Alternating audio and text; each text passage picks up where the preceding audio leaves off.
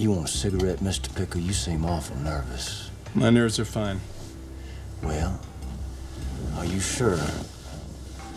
Because nicotine can be a powerful relaxant. Shit'll kill you. Well, boy, what do you think? Well, Jared, I think it sucks. What? Why? I appreciate the sentiment. Wanting to, go after a federal building under construction. But you see, we'd need us a whole box of Emulex to bring that down, and that's if you got cuts in the steel. Now, all we got's a rocket launcher. And impressive as that is, the only thing it's gonna do is knock some shit around. Don't you worry about it. We'll just go to Plan B. Plan B? Oh, yeah. Yeah, there's always a Plan B.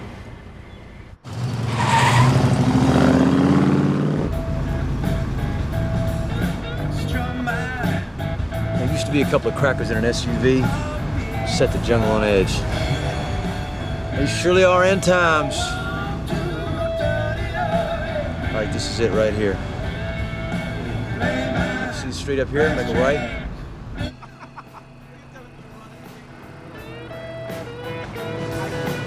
This is good right here. Well, I believe we can take her from here. What, you gonna blow up that church? Boyd, there's people on the streets. They're gonna see us. They're gonna ID my car. You worried about your car?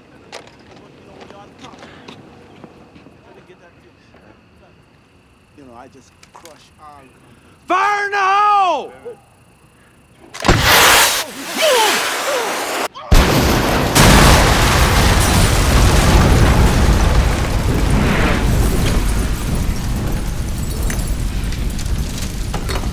Boy became a powder man. He'd crawl down the hole with his case of Emulex 520, come out stringing wire, call out fire in the hole to clear the shaft.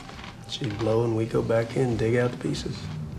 We weren't what you call buddies, but you work a deep mine with the men. You look out for each other. Well, after that, he joined the Army. He went to Kuwait for Desert Storm, and when he came back, after a couple years, he quit paying his taxes. Claimed that he was a sovereign citizen, and so U.S. Attorney just sent him down to Alderson. That's where he got involved with the Patriot movement and the white supremacy bullshit. Got him making horse shit bombs, you know, fertilizer and fuel oil. They'll come into a town like Somerset and they'll blow up a car. And then while the cops are busy, they'll go rob a bank. Saw that in a Steve McQueen movie. Well, these guys ain't movie actors. Has he changed much? Other than the fact he's now a racist asshole. He's lost some hair, but that's about it.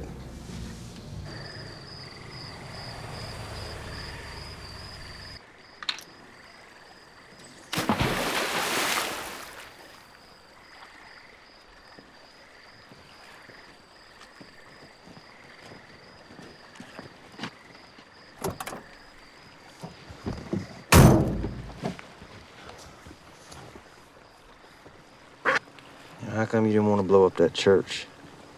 I told you. I didn't want them to ID my car. I got to thinking that maybe you had an aversion to hurting people. Hell no. Yeah, well, I also got to thinking that building under construction might just be the kind of innocuous target. You know what that means? That means harmless. Huh? Might just be the kind of harmless target that the Federal Bureau of Imperialism might be willing to sacrifice in order to get somebody deep in the movement. You think I'm a snitch? All I know is you don't have any tattoos. You keep rubbing that head like you don't think that head's gonna go back. You think I'm a snitch because I rub my head? I mean, you understand where I'm coming from, right? I mean, you come out here from Oklahoma, No. full of piss and vinegar, talking about how you were tired of spray painting synagogues, saying you want to blow some shit up. Hey! You don't believe me? You check it out. Why don't you call Oklahoma? Oh, we are. Devil's doing it as we speak. Yeah. You see, boy, I ain't no snitch. Yeah, well, like you said, we'll see.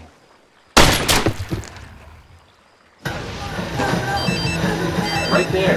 Hey, turn that shit off. Why don't you eat my ass? Hey, how'd it go? Out of the way. It was a waste of time, but Took care of the secondary just fine.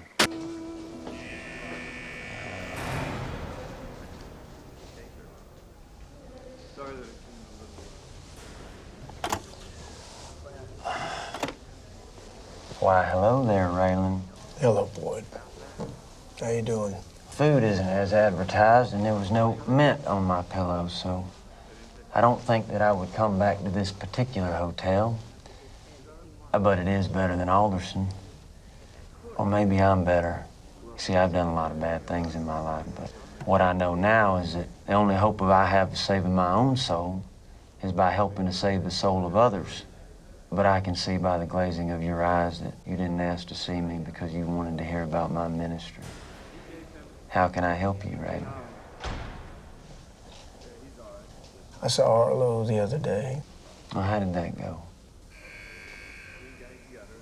I want to know everything you know about what he's up to. Well, if I tell you, what do I get? What do you want? Well, you understand what it is that you're asking for. I mean, me asking people in here about your daddy, I mean, that could put me in a very compromising position. You want me to arrange for that man on your pillow? No, Raylan. The only thing that I want you to do is to think about your immortal soul. You are a violent man, my friend. You have left a trail of dead behind you. You think about it, the life that you've led, the work that you've done. At one moment, you could be breaking into the home of a fugitive. And the very next moment, you could be facing your final judgment. Now, how do you think that you're going to fare on that glorious, glorious day, Raylan Givens? It's always a good question. Well, it's the most important question there is.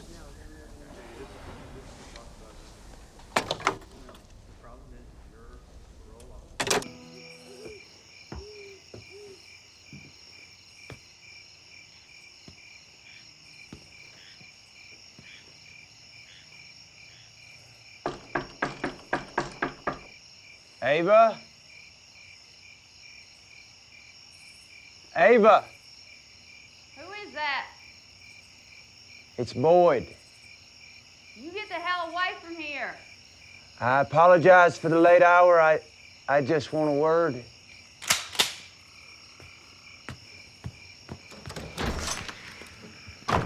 What the hell you want? I'm alone, and my hands are empty as you can see. Yeah, well, maybe you can use them to keep this shot from ripping open your chest. Well, I can only imagine that you want to do that, Ava, given our history. Boyd, I gotta warn you. If I start counting down from 10, I may lose patience at 5. I just came to say I'm sorry. I will leave now and disturb you no further. Sorry about what?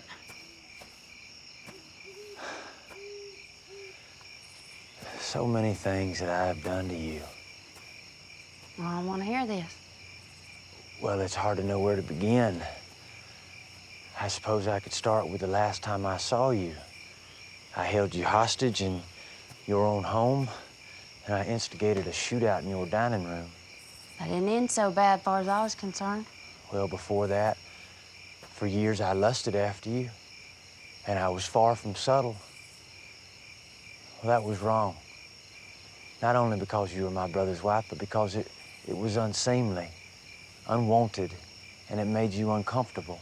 If by uncomfortable you mean it made my skin crawl, then yes. But by far my biggest regret concerns my brother Bowman. Oh, you wish he was never born? No, no, no, I don't question the will of God bringing any soul into this world. My regret is that I did nothing to stop or in any way curtail his atrocious behavior. I know how he was, Ava, yet I took no action, and for that I am deeply, deeply sorry. Now, if there is anything that I can do to atone for that which I have done, I will gladly do it. How about what you do for me? Is you leave here and you never see me again. Let's start there. All right.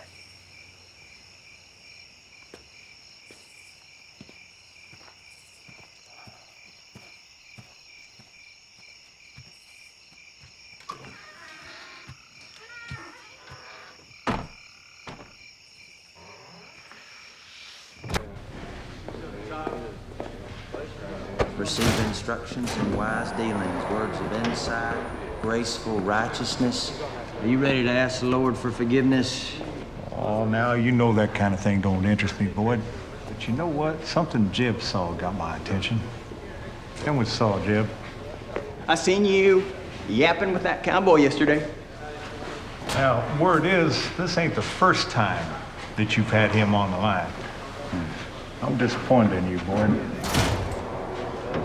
You and your bacon should have got you a private room. I don't need Could have got you some conjugal. I don't need a private room to spread the good word. Rest assured, that's all I was doing. You're running your mouth, Boyd. But Corporal, you know me better than to take a simpleton's word over mine. I don't believe I know you at all, Boyd.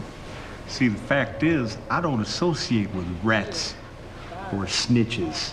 Used to respect you, Boyd. Them Crowder commandos was the shit in my neck of the woods. You used to be somebody, not anymore. Well, I tapped into a power greater than you will ever know, my friend. Stop running that drag out And you both repent sides your now. sins and beg the Lord for forgiveness. Wood.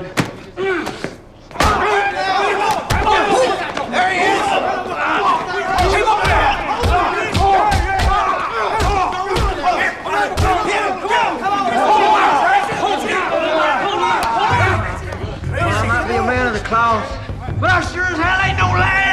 Better pray that you go upstairs and not down. You know the rule. Get away. Men of God are not to be touched by anyone. Snitching! Now, you don't really have any idea what he's doing now, do you? I know I don't. Now listen up. His heavenly Father will take care of him when his time comes. But if his time comes early on account of any of you, his Father here on earth is going to see to it you are gutted like trout. But truth is, you're shorting the gate in a few months. What do you think's gonna happen to him then, huh? Why don't you take a shot and find out? Don't you push me, boat runner! Take a shot. You watch it, old man. Son, what the hell are you doing? It's good to see you, Daddy.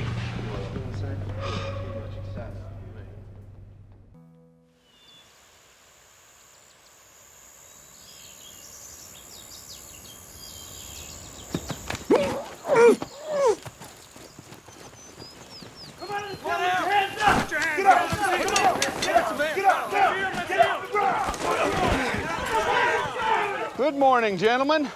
Please remain face down with your legs spread until you are told otherwise. You are now in the custody of the Kentucky State Police and the U.S. Marshal Service. Raylan, with all this manpower, you looking for Osama bin Laden? Because I'm fair certain he ain't here. You must be proud. Made the most of 3 weeks before murdering someone. Sorry. Mr. Crowder, Captain Choate of the Kentucky State Police has identified a parolee living among you in violation of the terms of his release. All this fuss is over one parole violator. Well, unless you got something else you'd like to tell me about. Well, they strike the shepherd so the sheep may scatter. The shepherd. Is that you? Oh! Come up out of there! What the hell do you think I'm trying to do? Whoa, hey. Hold up. I think I know that, boys. Hey, look here. It's Dewey Crow.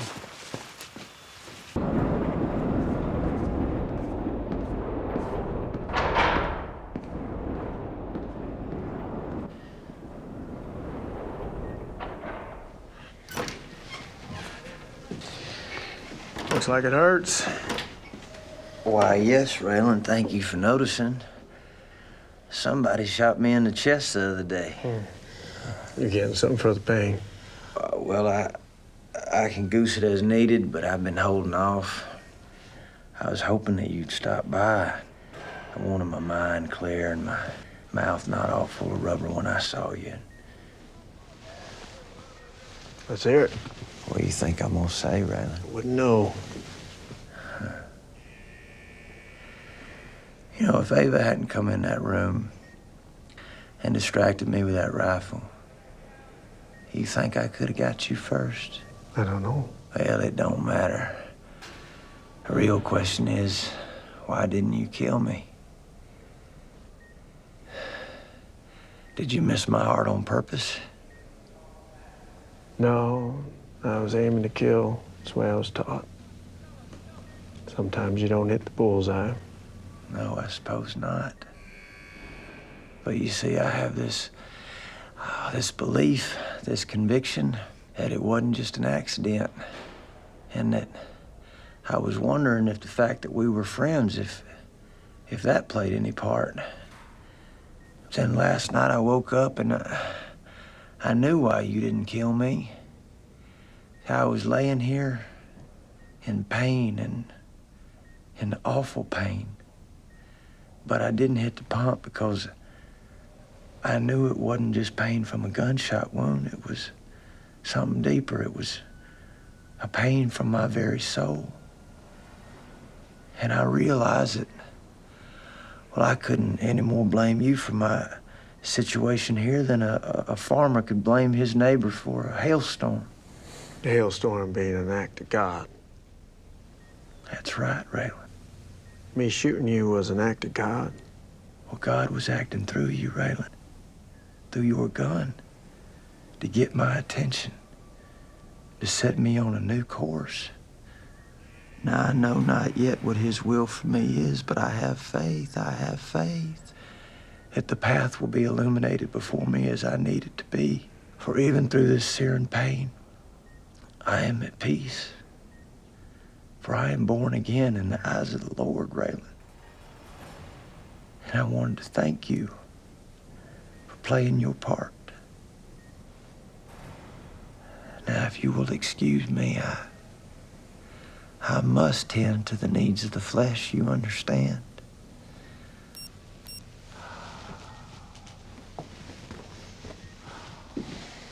Raylan, did you come all the way out here just to see me? What do you think? You get on the path of righteousness, ladies and gentlemen, the Lord will forgive you. Amen. And transform you and enlighten you, and you will look back in awe and wonder about the miracle God has worked in your life. Can I hear an amen? Amen. Amen. You will know the truth, and the truth will make you free. Can I get a witness here today? I am your witness. I am your witness. Come on up here, son.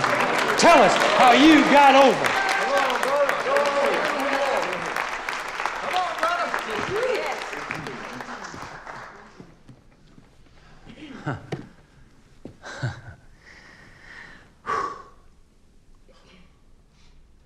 Well, as many of you good people may remember, I was a hateful man. I was a sinful man. Sinking my way through the darkness, looking for salvation in worldly things and evil things. Like Saul, on the road to Damascus, I was long gone on a sinful journey when the light of the Lord shone upon me on my deathbed in a prison hospital. And brothers and sisters, I'm here to tell you today that bullet missed my heart, but it struck my soul. It struck it. For I was blinded. I was blinded. I could no longer see ungodly truth. For if any man be born again in Christ, is a new creature. Well, I am a new creature. Thank you, boy. Thank you, boy. Not quite finished yet, Reverend. By all means, continue. Now Jesus entered a temple in Jerusalem. He found moneylenders buying and selling where they should have been a-praying. He called their church a den of thieves. And he turned over their tables. He cast out the robbers. He cast them out. He cast them out. He cast them out. And like Jesus, we must never be afraid to strike out against those who practice evil. We must take the high road of righteousness, even if it means walking and leaving our own flesh and blood behind. Because there is no greater piety, brothers and sisters, than the love of God. He is my one true father. There is no other. There is no other, preacher. There's no other.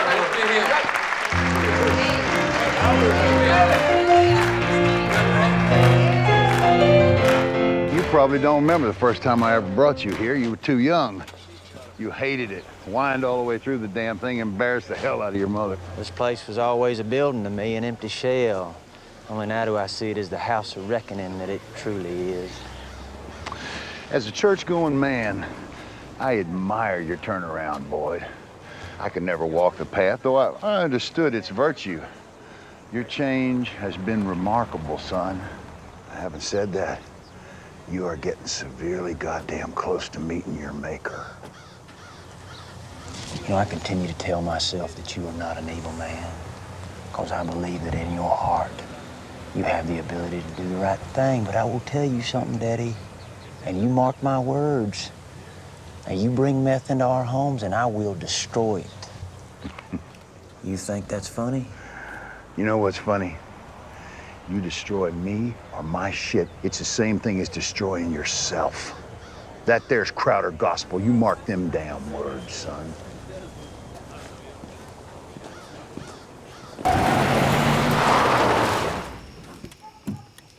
Boyd! What was that bullshit you once said about your outlaw days being behind you? I think you need to calm down, Give me one Raylan. reason why I shouldn't come up there and kick the living shit out I'll of you. give you 15 reasons in the mag and one in the chamber. You sure you can hit me from there? Well, it's either me or the 4 people inside this house with their guns already pointed at you. Is there a problem? Ava, get inside the house. No, I don't think I will. This is my home. Well, you both make very good points. Raylan, I know you're angry. I know you're frustrated. And if I'm in any way responsible for what has transpired, what has happened to Helen, I am truly sorry, but I'm not the man who pulled that trigger, Raylan. I can't find him. Well, we could draw him out. How would we do that? Take you to the middle of town, tie you to a tree, and wait? Well, I'm glad to see you found your sense of humor. I ain't joking, Boyd. I'm talking about going to Mags, Raylan, getting her to give him up. I tried that. She won't. That's because you didn't play your ace in the hole, my friend. Which is? Black Pike. What about it? Hands have been shaking, but the deal hadn't closed. You sure about that? Now, when you find Dickie, if you want, you can give me a call. So you can take care of him for me? What are friends for? Whatever needs to happen to Dickie Bennett, I prefer to take care of that myself. Raylan, I know you and Ava have history, and you might assume that that familiarity gives you a certain license. Well, it don't. That's twice you've disrespected her in my presence. Don't let it happen a third.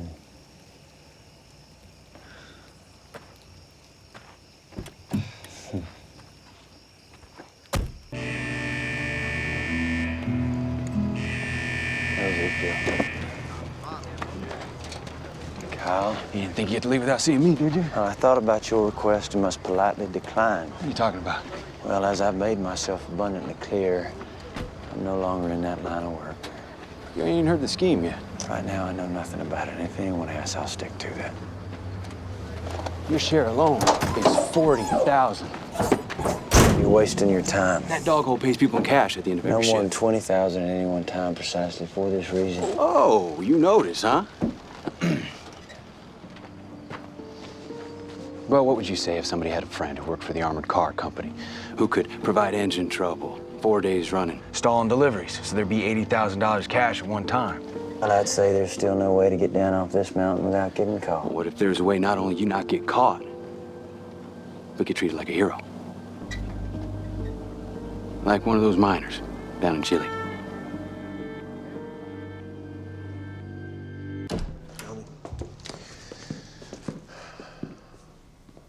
Boyd? Hello, Raylan. What are you doing here? Oh, they were gonna put us on a bench out there in the hallway, but then the plaintiff's family's there too, so everyone thought we'd be better off in here. I hope we're not in your way. Raylan, this is Miss Carol Johnson. She works for Black Pike, the defendant in the federal civil case before the court this morning. Miss Johnson, this is Deputy U.S. Marshal Raylan Givens. It's a pleasure. Likewise.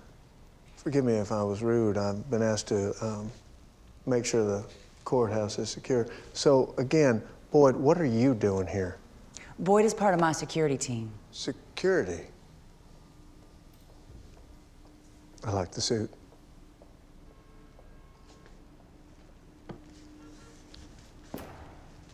You're aware that Marshal Service provides courthouse security in any federal case? I like having one of my own to watch my back.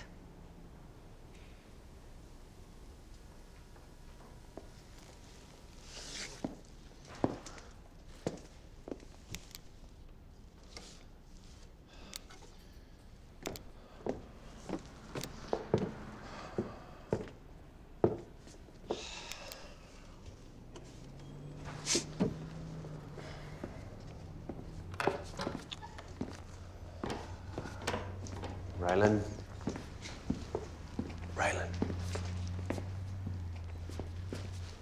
I would never presume to tell you how to do your job, and I understand that I'm very new to the security game. However, I have spent a considerable amount of time hiding explosives. Now, if you would like, I'd be more than happy to walk around here with you, show you where I would hide mine in case there might be a place that you might miss. You have any explosives on you now? Do you want to pat me down? No, I'm sure you're fine.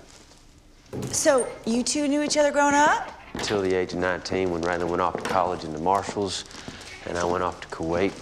And when did you guys meet up again? Wasn't it around the time that he shot you through the chest? Well, it was shortly before that. Miss Johnson has recently become acquainted with some of my past, Raylan. So, Deputy, what do you think? Can I trust Boyd here to have my back? Well, I am an officer of the law, and I'm in a court of law, and while not sworn in, I do feel compelled to tell you the truth. Truth is the best policy. The truth is, I don't know if you can trust Boyd to have your back, but, well, he has tried to kill me, and I have shot him and imprisoned him. And I wouldn't be surprised if our paths again cross in such a manner. He has had my back on 2 occasions. Once was the last day I was in a mine, and the other not so long ago. My, sounds like a love story.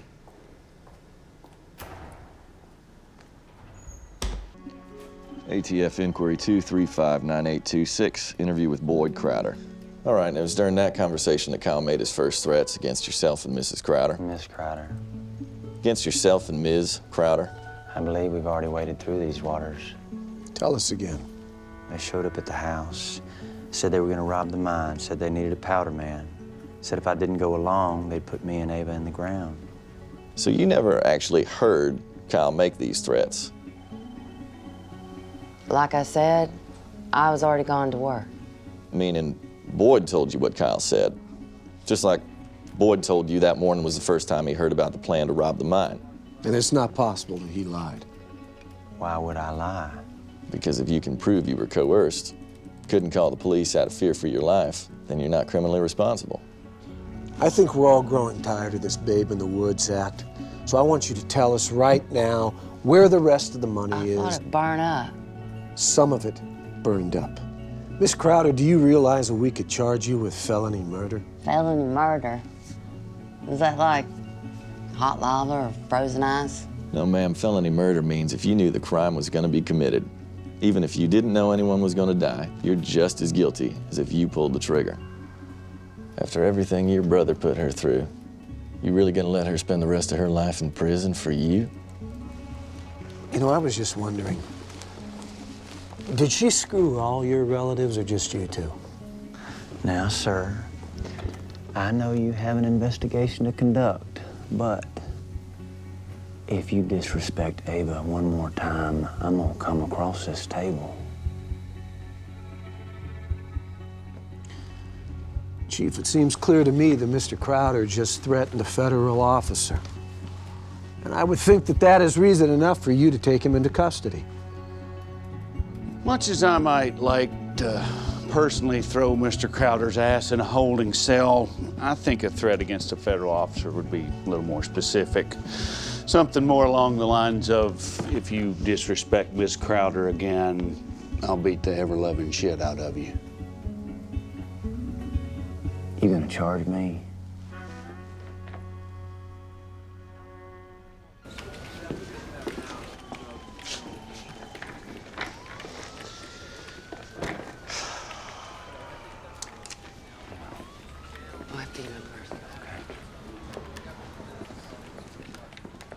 Raylan?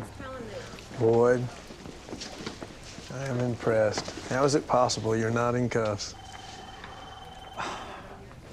Well, when someone's threatening a woman that you care deeply for, there's no end to the lengths that you will go to keep that woman safe. Now, I seem to recall you being in that situation a time or two yourself. In fact, I seem to recall you being in the same situation with the same woman. Ain't that something?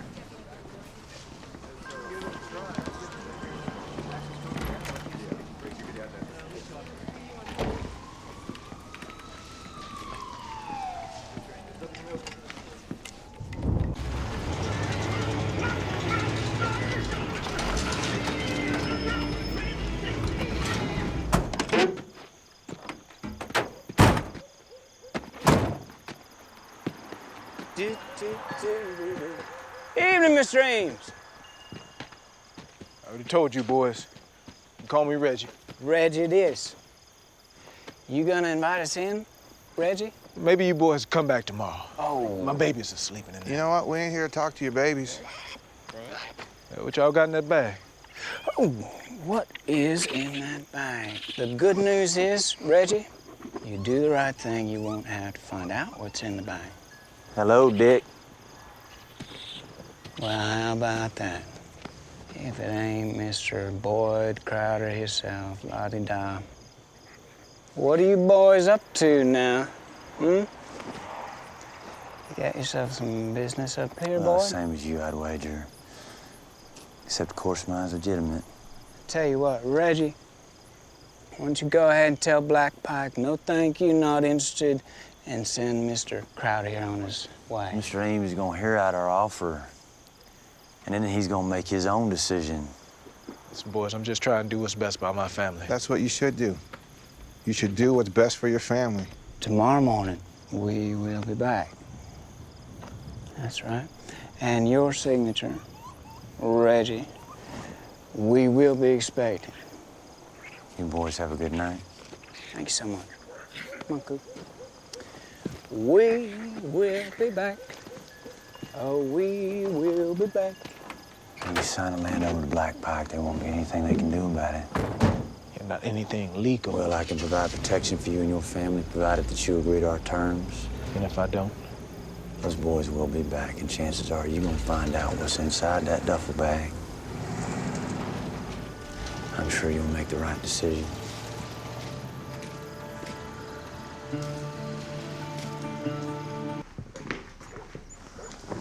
It's gonna be, Boyd, running out of time. Well, what it is that you're asking me to do, I can do.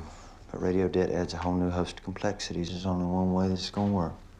How's that? You and your boys, you do exactly what I say, when I say it.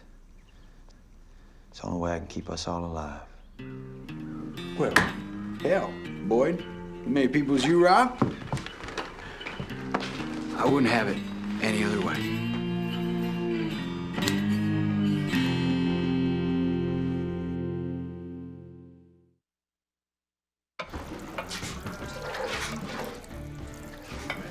What are you doing? Dishes. Is it charged? No, Kyle, for the 5th time, it is not. Who the hell is that? That's the United States Federal Marshal. Well, what's he doing here, Boyd? I couldn't say.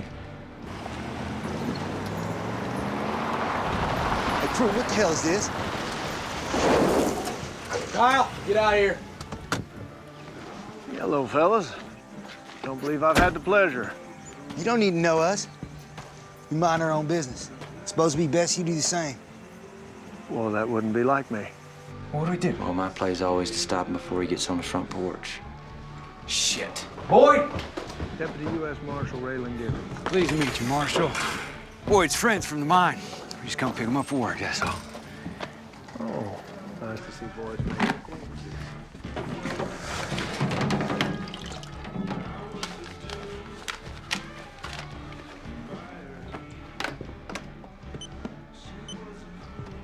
I'm gonna step up to the door now, Kyle. Do you see that as being a problem?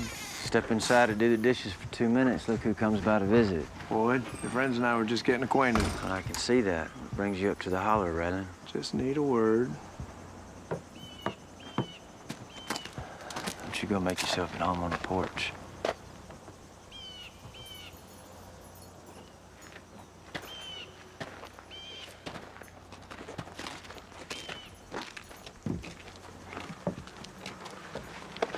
Now, Boyd, I've been doing this long enough. I can spot outlaws at 1,000 paces. Your friends, they're packing, one and all. Well, I wouldn't know, but I'm sure none of them's carrying with ill intent. Well, that's good. What are you after, Raylan? Oh, your brother Bowman. You know anything about him trading in stolen papers back when? Draw checks and such? Well, there's little by way of illicit activity in this county that my brother did not have his hands on in one way or another. Which is why I'm here. You never really knew my brother Bowman, did you, Raylan? I saw him play football. Gunned down in his prime by the very hand of the woman I now share his roof with. Mm-hmm. Not hard to fathom his end, given the life that he led. My brother Bowman did not deal directly in paper, Raylan. He handed it off to this Jesus freak. Runs that Christian ATV place up in Grant's Holler. You mean old Winston Banks? Take an ATV tour and get like a Sermon on the Mount? Steward of the earth, just like in Genesis. Little twitchy. I don't even know if he's still in the game or not. Come on, Boyd. Well, I guess me and these boys, we need to get on to work. Anything else you need? Not right now. Will you take care of yourself, Raylan? You too, Boyd.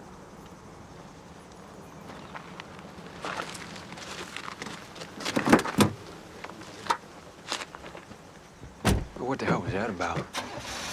Some questions about my dead brother, Bowman. Is that right? What kind of questions? Well, it's personal. Besides, we got more pressing issues to attend to. Is that right? Battery. It's not taking a charge. Don't know who you bought this thing from, but they must have seen you come. Shit, you kidding me? We gotta pick up another one. Hell no, it's 90 minutes there and back. We'll miss the shift. Well, if we do it again next time. Well, there ain't gonna be no next time, Boyd. It's the only chance we got. Most important thing to know in this business is when to walk away. Without walking away, we'll hit up the radio shack on the way there, try to rig something up, all right? Let's go. Come on, come on.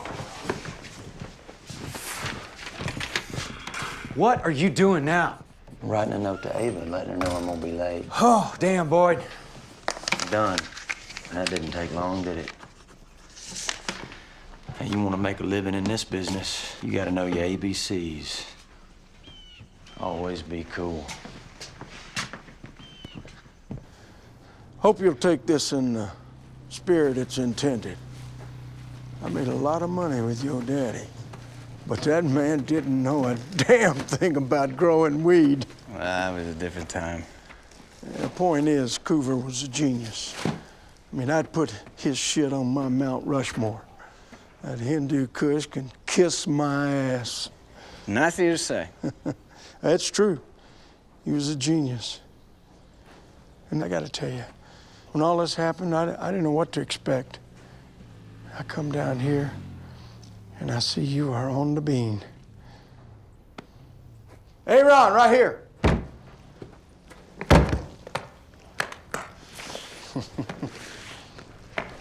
Ho! Hey, I'm assuming you want 80 again, like last time? Absolutely. Okay. You okay using the Bennett scale?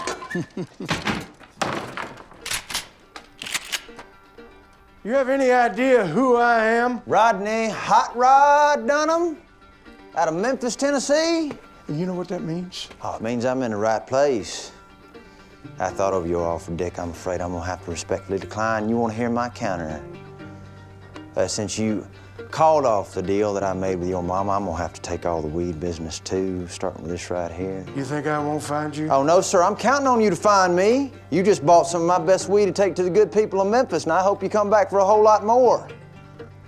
Now, if you'll get your entourage here to tote these bags out to the car, we'll get you packed up and loaded on your way. Come on.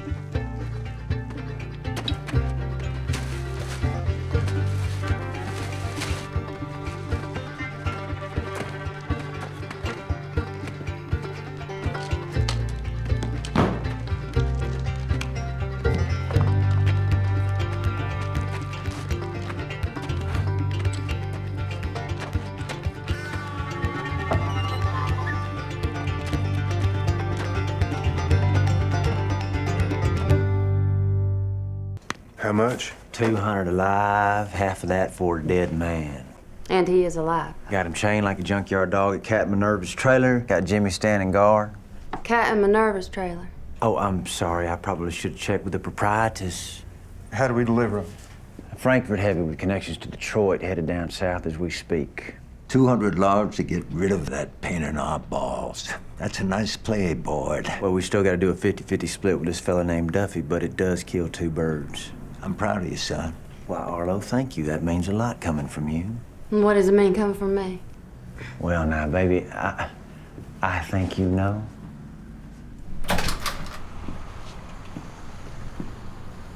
Y'all open? Well, Errol, did you come all the way down here for a drink? Not exactly, sir. Not as such. Well, what can we do for you? I come bearing a man seeking audience, if you have him. Well, we take all kinds. Bring him in.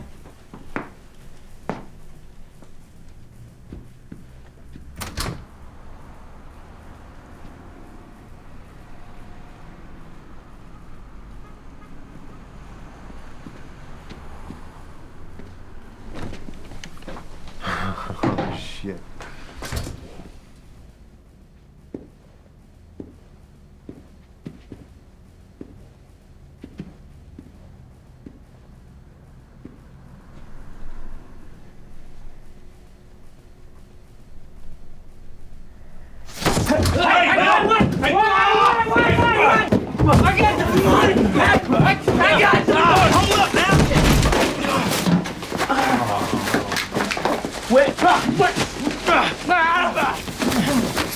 Stand up, boy, man. Man, son, can't breathe in there. You need to breathe, Dickie. You want to breathe? Money? Tell you something, son. There ain't enough money in this whole goddamn world. You understand me? Oh, you understand that? Good boy, that boy's mama died. She died holding close to $3.2 million in cash now. The only way you got a prayer and ever laying hands on that money is between us two right here. Boyd. He knew what he was walking into when he came in here. Now, I'm curious to hear whatever possessed him.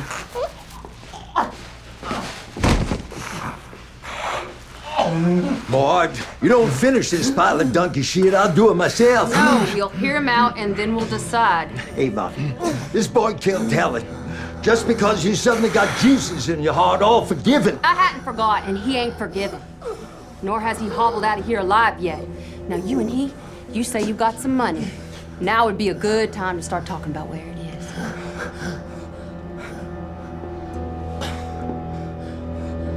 If it ain't the devil himself. Where the hell you been, brother? Been around? Oh, around, huh? Yeah. Well, I missed something? Just your share. Johnny had his eyes on it, but I was able to fend him off. Is it? What, are you expecting a prize at the bottom? No, it's just a little lights all. Just watering seeds, son. Just watering seeds. Yeah, you've been telling me that, hadn't you? What the hell are you so crotchety about, Devil? Nothing. Just wondering if and when we ever gonna actually make a move on something worth moving on. And I told you that time is coming. But we're gonna have to put a pin in this for now, as I'm sensing a disturbance in the force. Boyd? Hello, Raylan. Welcome. I like what you've done with the place. Well, I appreciate that. What can we do for you, Raylan? We have 17 different kinds of bourbon behind the bar. We'll even give you the first one on the house. How many kinds of water? Give him some tap. And where's Arlo? Are you saying I know the whereabouts of your daddy better than you do? Saying I can't see him passing up the chance to drink off a weekday afternoon. Prostate, it makes it hard for him to piss whatever he takes in. Well, you know what they say. Getting old ain't for pussies. Yeah, your daddy's slipping into decrepitude. It truly is sad being the man that he once was. He was something. Hard on my mother, though. Lay bruises on her when he'd drink or when he didn't. I was 10 the night she decided she'd had enough. Lit out, took a clutch with her like she wasn't coming back. And did she go up to Noble's Holler? Mm-hmm. Heard the stories. White women seeking shelter there. Men not daring to follow them in. But not Arlo. Oh, hell no. He wasn't scared of black folks. He was gonna chase her down and bring her back. Of course, he tied one on first and then come up and drag me with. Well, how did that sit with the good folks in Noble's Holler? We come up to the bridge. Arlo set to screaming for her. And that's when I met Elston Limehouse. Young man then, 20, 22. Arlo reached back about as far as Nebraska to swing at him. Limehouse just felled him like a tree. He beat him so bad, I had to drag him back to the car and drive him home. Well, that must have made quite an impression, seeing your daddy lay low like that. And yet, I was up at Noble's Holler this afternoon. Limehouse, no recollection of it whatsoever, like it never happened. Well, maybe he just found it interesting to allow you to believe that. Maybe. Or maybe he's kicked so many white boys' asses he just ain't keeping track no more. What do you think? Hey, boys, would you mind giving me and U.S. Deputy Marshal Raylan Givens a moment, please? Come on, Devil. So I'd love to know what precipitated that conversation between you and Mr. Limehouse. Yep. Dickie Bennett took a flyer out of Tramble this morning.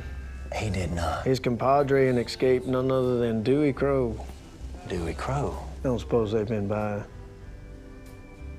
No, they have not. And I think we can both agree that if he's running around with Dickie, I'm unlikely to receive him. No, more likely you go after them. Which would be easier if you knew where they were, even if it was in prison.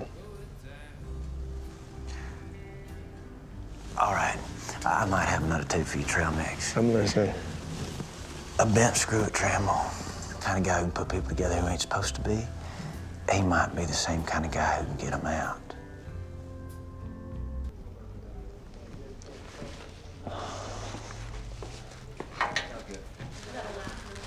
Didn't wear your suit. Well, you say that as if I've only got the one and not a whole closet full. I'm sorry. You didn't wear your black suit. Well, I can see by the hitch in your step, you're still not 100%. Yeah. How's Eva? She's moving not so different from you. She's healing.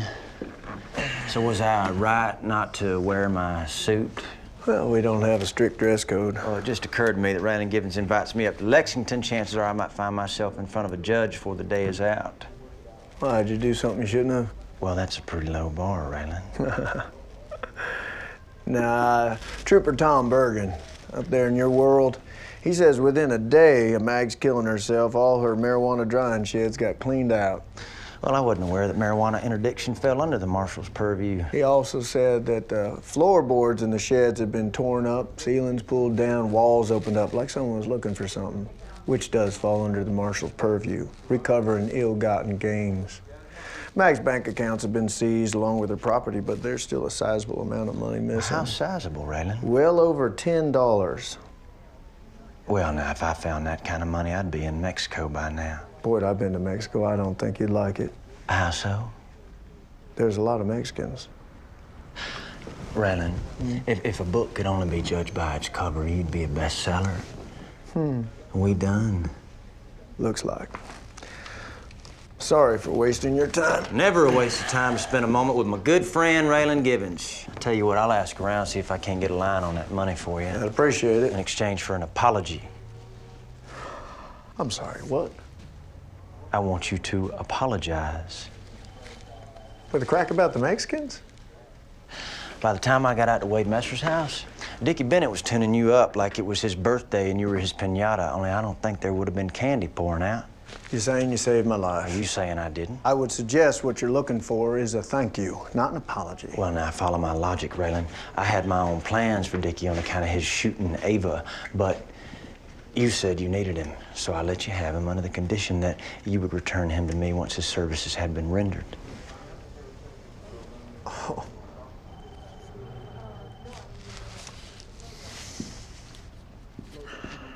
I'm sorry, did you see a creek out in the lobby? Some pretty green trees and cut off mountains. You think we're in the holler? I am a deputy U.S. Marshal, Boyd. You're Givens, Raylan. And you think I'm gonna hand a man over to you to be murdered like he is what? Some pig I borrowed from you? You gave me your word. But I got half a mind to kick. Raylan. Covering from a GSW. Yeah, it stands for gun. No resistance here, officer. No resistance here. Hey, Boyd. Should've wore the suit.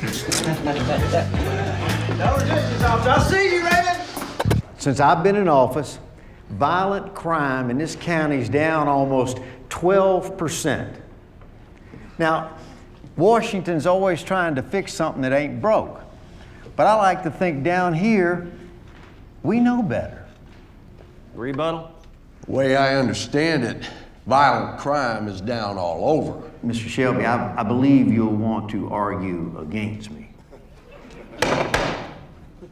Now, I will remind both candidates to please not interrupt or address each other directly. Yes, sir, but given Mr. Shelby's lack of experience, I'm trying to help him understand the concerns of the... I was a lawman for 20 years. And now you work at the mega shop as a greeter.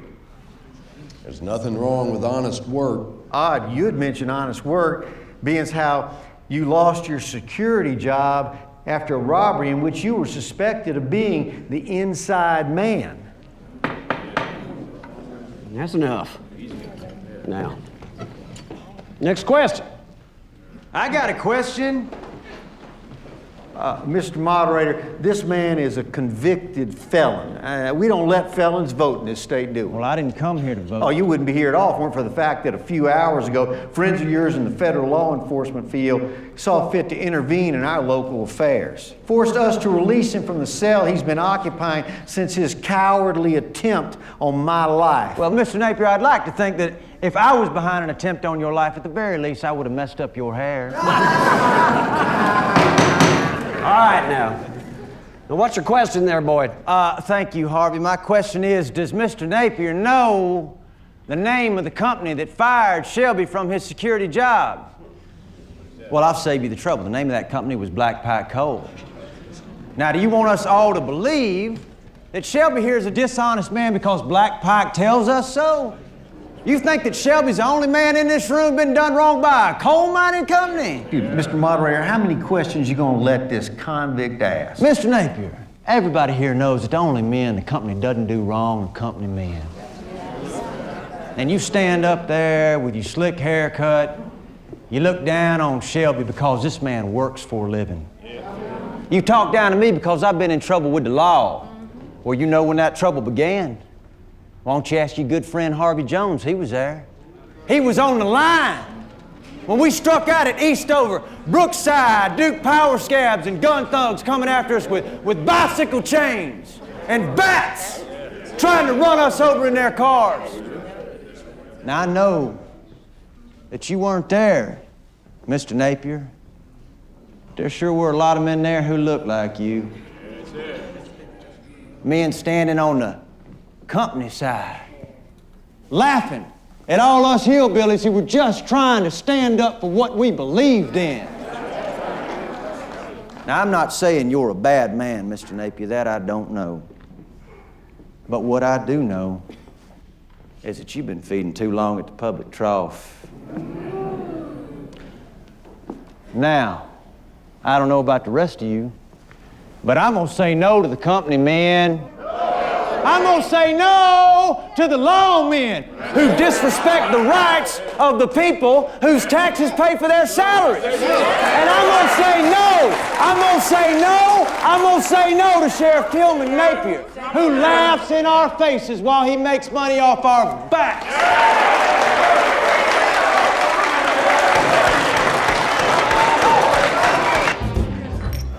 Here's to Sheriff Shelby. Oh, we gotta like the sound of that. Well, let's not get ahead of ourselves here, son. Oh, come on. No one's gonna vote for that son of a bitch now. Well, he's right, Cousin Johnny. Harlan County elections ain't over till the dead have voted, but I will allow we've had a very good day. Baby, can I have a word? Yes, baby, right after we finish this round. You want to join us? I'm good. And sooner's the better. Well, sooner it is. Boys?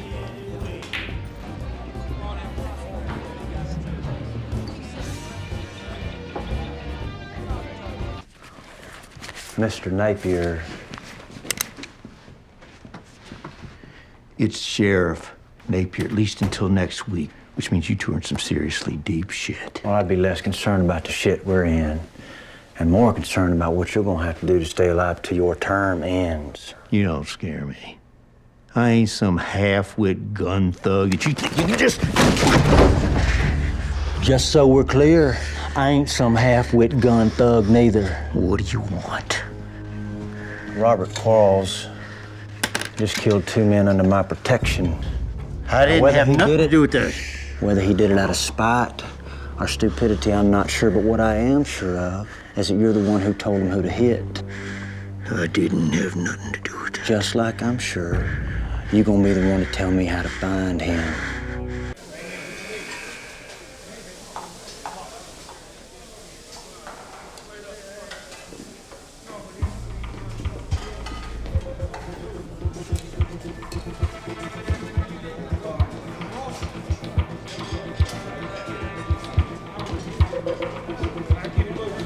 Crowder!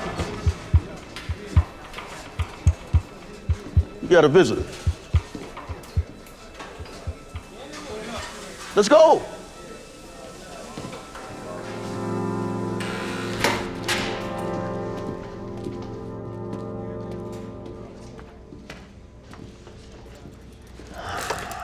Well, hello, Raylan.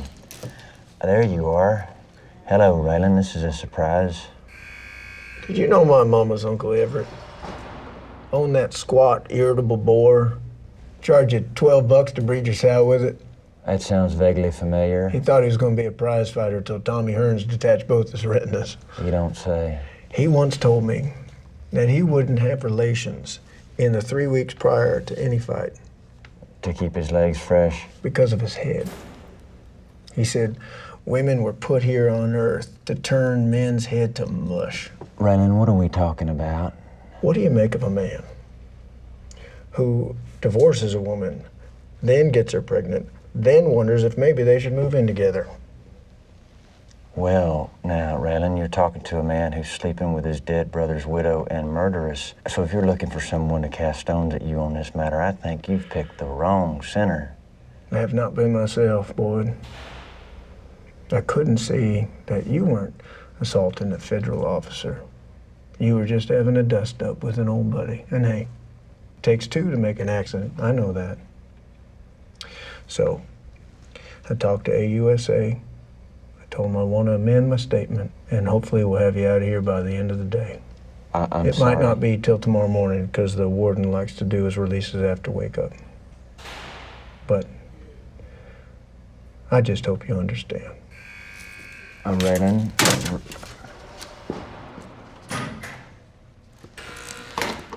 I'm done. Well, if it ain't Raylan Givens, you finally show up here to check on your daddy? Why would I be up here for him? Well, he took a pretty good crack upside the head last night up in Noble's Holler, calling after your mama. How's he holding up? He's recuperating. I got Abe attending to him back up at the house.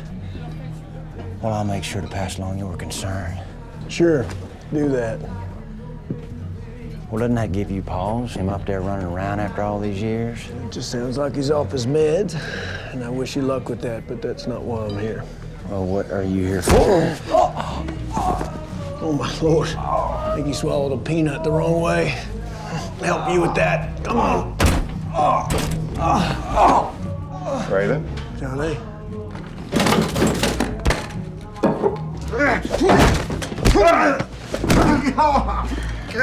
Raylan. Figured I owed you that one for taking a poke at me at the marshal's office. Well, if I try to take this conversation vertical, can I expect more of the same? You can expect worse, unless you start talking about Robert Quarles. And if I say that you'll need to refresh my memory... What do you think? I think I'm gonna need some ice. Ice can wait. Well, what did Quarles do to piss you off so bad you felt the need to take this out on me? He made assumptions. Such as? I'm working for you. Taking orders, doing your bidding on the cheap, no less. Well, I could see where that might be very upsetting. Last we spoke, I believe I made myself clear what would happen to you. You start dragging me into your bullshit. Yes, you did. And I'll even allow that I do have some familiarity with Robert Quarles. Good, now we're getting somewhere. But you're carrying an ill-informed notion of my relationship with the man. You think that idea came from me? Am I? Like, what did folks used to say after the war? Carpetbaggers pouring into Appalachia like they were some Old Testament scourge looking to take what little bit we had left. They said that hell is empty and all the devils are here. Your point being? This is our home, Raylan. Now, I start to turn on my own people. However contentious at times our relationship might be. Well, that's a world that becomes so muddy even I can't fathom it. Bullshit. I was looking for Drew, same as you. The expression on your face while we were cuffing you said otherwise. Oh, you hold me now based on my facial expression.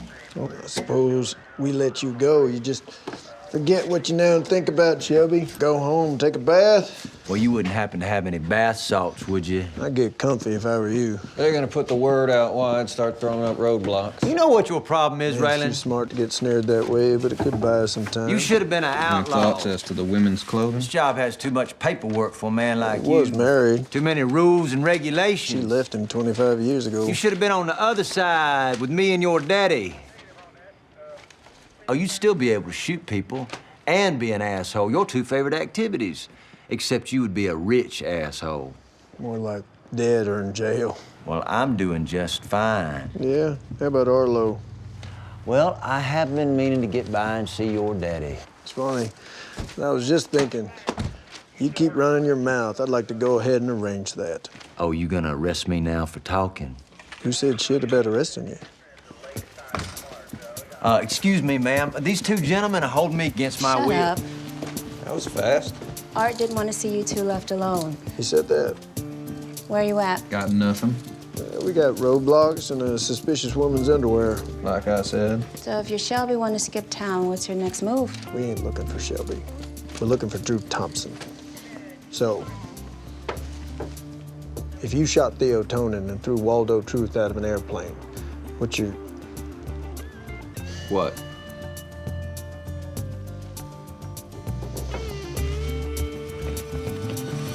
And of the Son, and of the Holy Ghost, this water, washing away all guilt from sin and cleansing your hearts. Now emerge, reborn, a child of God. Amen. Amen. Congratulations. Do not be alarmed.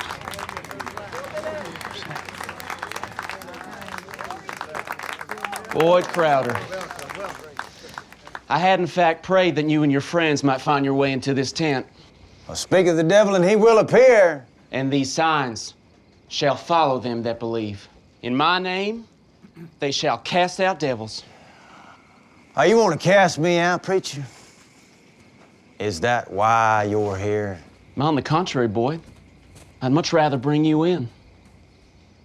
Let all here witness that even the most prodigious sinners can become beacons of faith. Are you prepared to come forth and be saved? Well, what makes you think we need saving, preacher? Everyone here knows of you. I have been told personally how you exploit people for your own gain. And as we know from Isaiah, there is no peace, saith the Lord, unto the wicked. Wicked? Well, I would never be so bold as to pass judgment against a man I do not know. But the hubris of making assumptions about a people and a place to which you are a foreigner strikes me as a grave sin indeed. All souls here and those in the other towns I have served would testify to my integrity. Would they to yours? You know, I once stood where you are now, preaching to wayward souls, asking for their faith, and in return offering them eternal salvation. But in the end, their faith was not rewarded, and mine was shattered. Is that why you are now pursuing this materialistic path? Oh, we all gotta eat, Billy. You got your collection plate, and I got mine. Every man here gives only as he is willing and able. I stopped giving to you in West Virginia. Or Tennessee. Before that, is that why you move on the way you do? It is the Lord who determines my path. In fact, he came to me in a dream, gave unto me a prophetic vision of Harlan and its suffering. Well, you know what the Apostle John had to say about prophets. Beloved, do not believe every spirit, but test the spirits to see whether or not they are from God. For many false prophets have gone out into the world. I look at you. I think about you moving from state to state, asking all these people for their hard-earned money and offering them empty promises of salvation in return. And I wonder if when John wasn't talking about false prophets, he wasn't talking about you. Mr. Crowder's skepticism is wise and hard-earned. My struggle will never be as great as yours. For I sleep in the Lord's warm embrace, and we'll never know true cold or hunger. Yes. So from this moment on, no member of this congregation shall give even 1 cent to this church, for the man who hath a bountiful eye shall be blessed, and the man who giveth his bread to the poor shall never want. So let all here bear witness, as I ask none of you to ever sacrifice the bread from your table in the name of this church ever again. Praise be to God. Praise be to God. Lord Almighty, praise be to God. That ain't go so well. Actually, Colton, I think we got exactly what we came here for.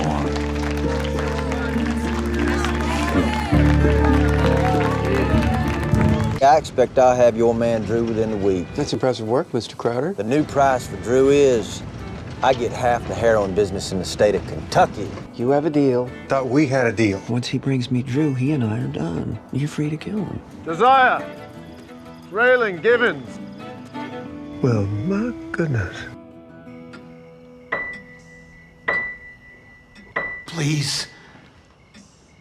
My son's asleep upstairs. Then we should talk quietly. Where's your wife, Dale?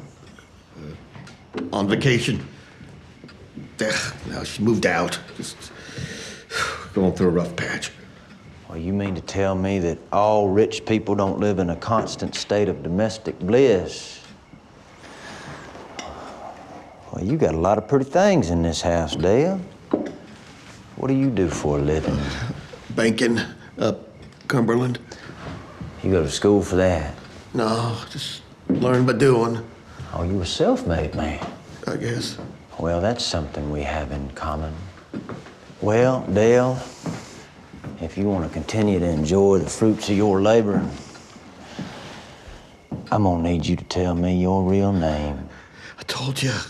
It's Dale Haywood. You got my driver's license. Yeah, the thing is, driver's license, birth certificate, IDs, they don't mean much these days, technology being what it is. You don't believe my idea. How am I supposed to prove it? Well, that's your problem, Dale, not mine. Okay, now I swear what you want's in that box right there. What is this? What? Oh, that there's nothing. Just And as I watch her kiss Kurt, my heart fills with hurt. My soul fills with sorrow, the size of Kilimanjaro. Holy shit. Why, you a poet, Dale? No, I just dabbled in high school. Look, let me find it for you. Something to improve. Wait, look, there. There's it. All right. 1982, Kentucky State champion. When I do my math right, that makes you a 20-year-old high school senior. Well, yeah, I failed third grade and sixth. Well, that explains the poetry. You gonna kill me? No, Dale, I'm not. In fact, I'd like to apologize for ruining your day. But I bet you hadn't gotten as rich as you are without ruining a lot of people's days, so I'm sure you'll be able to forgive my transgression. Oh, you may want to keep that memory box close at hand. You never know when somebody else might want to drop by and reminisce.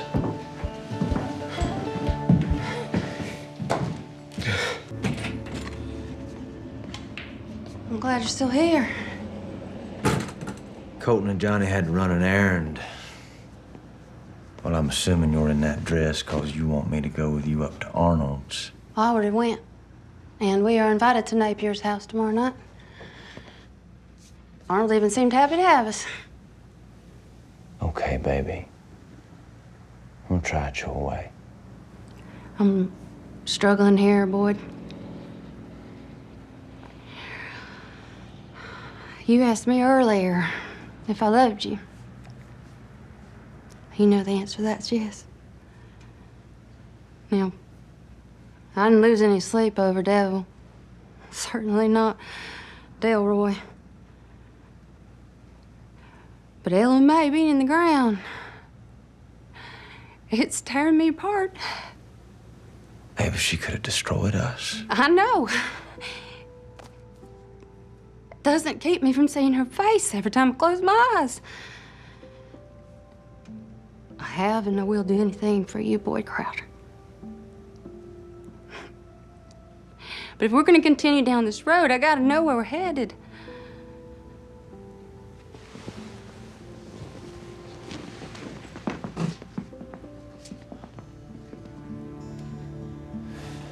You meet me in that truck in 2 minutes. Boyd, Baby. Please. Okay.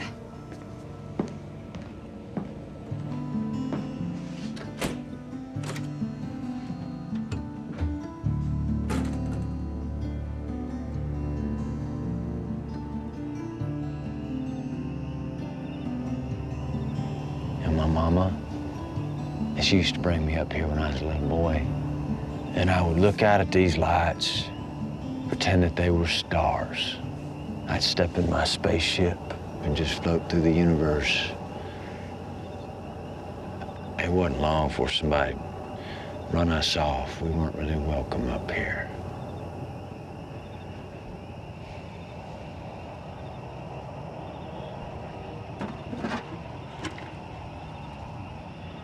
That your spaceship.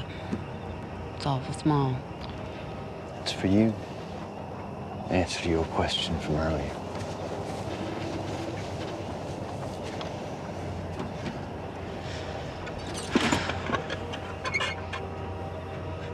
That's a lot of money. I've been stashing away for the last few months. I hated to hide it from you. I've just been waiting for the time to be right. Right for what? It's a down payment on a house, Ava. Anywhere you want it. Maybe it'll even be a place with a view like this. Boyd. This is why we're doing the things we're doing. It's for the future. In 3 generations' time, we'll be an old family name. Won't nobody think twice about their kid and a Crowder kid playing together after school. Kids? What are you saying? Look underneath.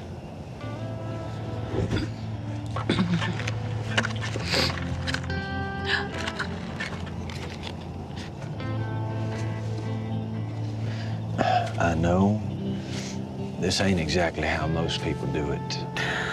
Professing their love over a box of cash, but the way I see it, Ava Crowder, you and me, We ain't like most people. No, we ain't.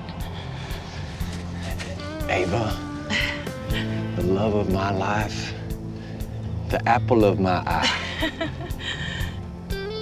Will you marry me? God, yes.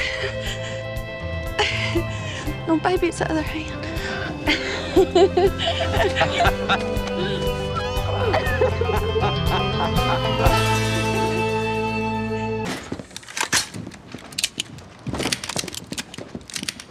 And why would you want to legislate gun control? Come on, boys, put those things away. Let's start this off on a good foot. As soon as I see your boys go first. Mr. Picker, need I remind you that you extended the invitation to us, not the other way around? Of course we did. Nobody's shooting anybody today. It's Everybody Wednesday here at Johnny's Bar. Everybody except Johnny. Well, Mr. Augustine,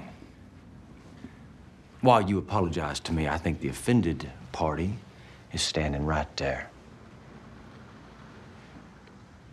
I offer you my deepest apologies for my discourtesy. It's no excuse, but you know, when I find myself sometimes in a bar like this, I'm not my best self.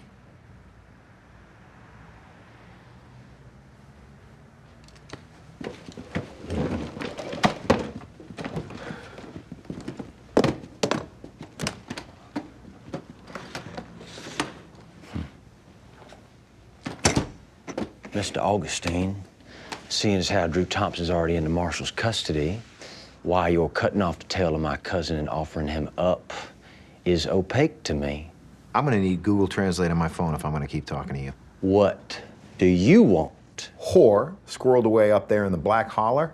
This is the money to buy her. I see. Well, since you already know my deal, you got your money, you got this duplicitous piece of shit working for you. What do you need me for? Because this duplicitous piece of shit couldn't get us to the man who has the whore. So you help us get the whore.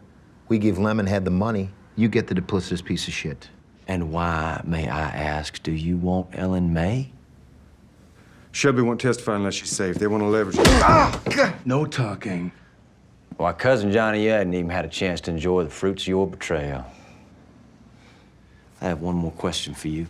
What do you plan on doing with Ellen May once she serves her purpose? We're gonna take her to Six Flags. All right? So I say we take 2 cars. No. I'll go. I was thinking this would be more of a group excursion. Well, we can't just roll up to his door like a Jehovah's Witness. Limehouse don't like white people, and he hates you. Now, I'm the exception. So the only way this works is if I go up there and I make this deal alone. I don't have a problem with it, Mr. Augustine, do you? As long as you stay here with me, I don't care who goes. All I want is the whore.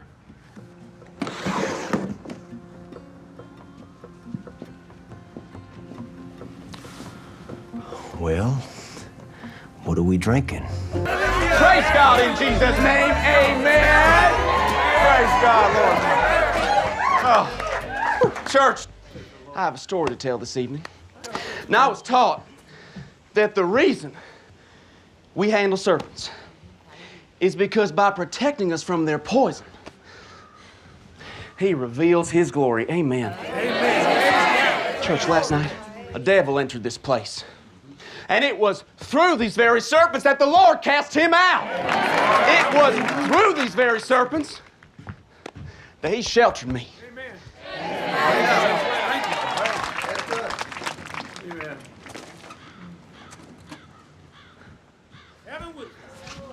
Church, it seems only fitting that just now, as I spoke of devils, Boyd Crowder appeared in our midst. For it was Boyd Crowder whose assassins the Lord turned away last night. I'd be more inclined to call them angels. Blasphemy. Dark angels. Sent here to remind you that all men are human. Well, you know, Mr. Crowder, I'd hoped that the bribe you offered my sister last night that she rejected would have been sufficient. But it appears the Lord sees fit to remind us of the persistence of evil. Oh, this ain't a bribe, Billy. It's a gift. Well, as you well know, Mr. Crowder, this church no longer accepts donations. Well, this gift ain't to the church, it's to the congregation. And it ain't money. It's knowledge. Now this here, in this box, is a genuine canebrake rattler pulled this very day from a rock crevice alongside the Cumberland River, which is how I know your sister hadn't had a chance to milk it like she has all these other snakes. Once again, Mr. Crowder, I am amazed at the ease with which lies drip from your forked tongue. Well, if I'm lying, you won't mind taking a hold of this bad boy. Mr. Crowder, these serpents are not props to us. We take them up only when the Lord moves us, and then it's only in pursuit of His glory. Well, how you think that's gonna play with the flock, Billy? Huh? How say you, flock? Now, there are those men who choose to stay in the dark, but there are some men who choose to come out into the light, and those men should be transparent. All right, Mr. Crowder, I will indulge your sideshow. For it is not with words that I preach, but with a demonstration of the Spirit's power. You're gonna have to tell him this is your last chance. Billy, don't. Don't.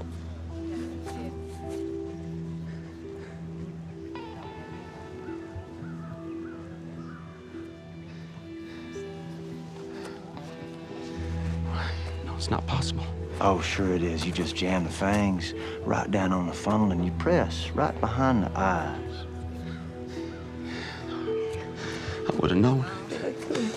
Come here. I'm sorry. I'm sorry you weren't there when Daddy died. You didn't have to listen to him scream as the poison ate up his insides. Well, I think we've seen all we needed to see. You set that box down, Mr. Crowder. Billy? Mr. Crowder! Billy! You may have started this game, but you do not get to say when it is over. You know what, son? I once stood where you're standing now, mistaking my own hubris for God's touch. That ain't religion, son. That's called self-glorification. Best you leave us alone. Put it down.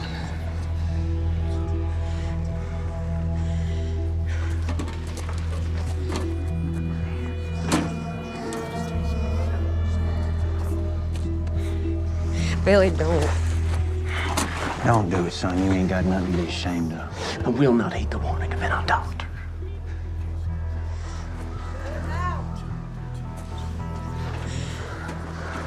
Billy. Billy, don't! Me. Please, Billy, no, God, no.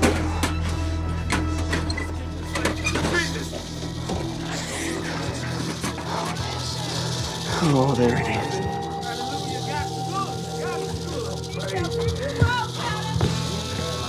Hallelujah, praise Jesus.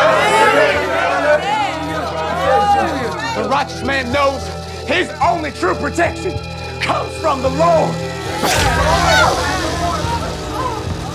Billy!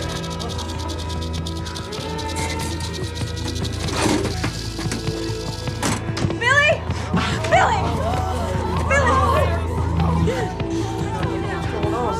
Billy! Stay with me. Please stay with me. Somebody please call an ambulance! Somebody call an ambulance now!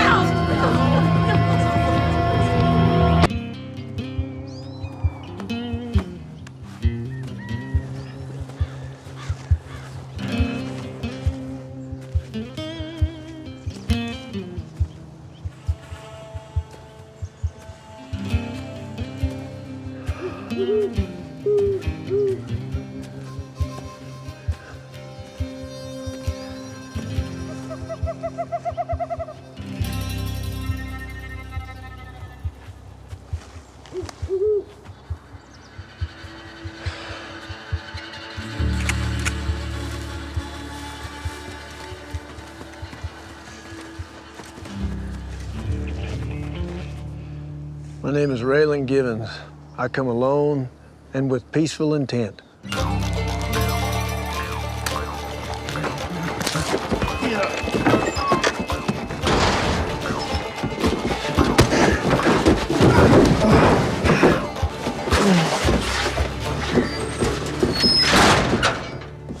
Hello, Raylan.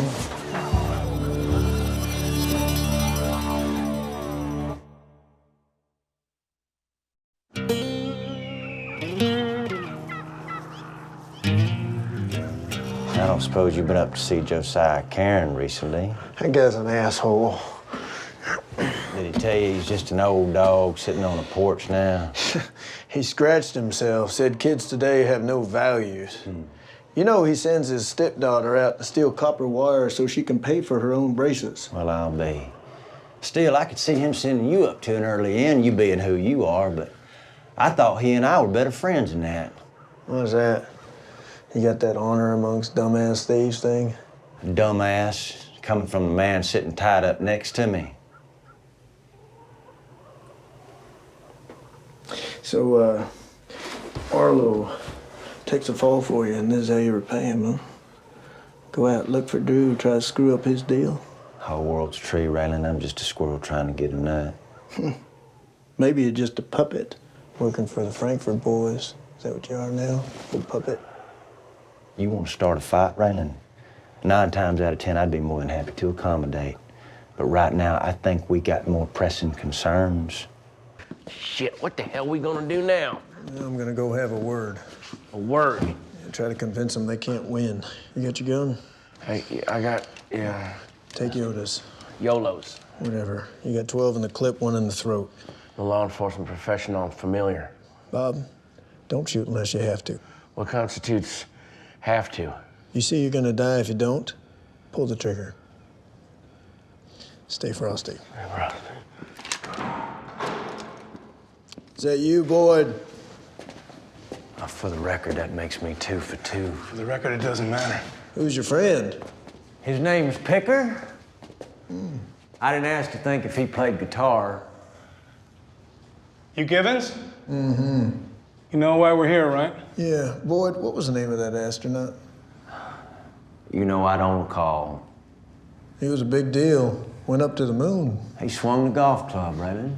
He drove the car. Raylan, I was wanting ever space flight. I'm pretty sure I'm right on this one. He drove the car. I'll bet $1. Well, I don't have it on me now, Raylan. For Christ's sake. Right. Jesus. Raylan, you know I like a good conversation as much as anybody, but... But, being as matters are pressing... Why don't you just hand over Drew Thompson to these, well, I won't say nice, but people, and save you and me a whole lot of trouble? Buddy's right. I don't give a rat's ass about you, just Thompson. Well, first off, I ain't handing over anyone, or generally speaking, doing anything either of you say. And secondly, perhaps more important, you two come any further, you're gonna have a bad afternoon. Now we're having fun. Raylan, just listen to reason. It's just 2 of you. Why don't you come back when you got a few more guys? Meantime, I'll be upstairs. You want to continue this conversation? I won't be too tough to find. He wants Butch and Sundance, he'll get it. He's usually a little more fair-minded. Not today. As long as you're inviting people, make it a party. It's okay, it's me, Bob. What happened? They're calling for backup. Then? Then they're coming in. But you got it handled, right? I figure it bought us maybe 5 minutes. All right, well then, I ought to say this. Don't. Okay.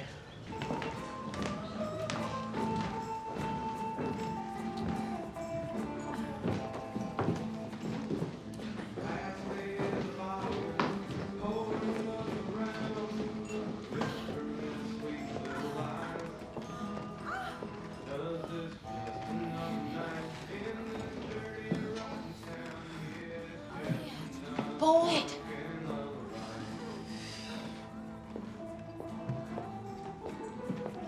Boyd. Well, there you are, sweetheart. Yeah, you disappeared on me. Well, a girl's expected to mingle.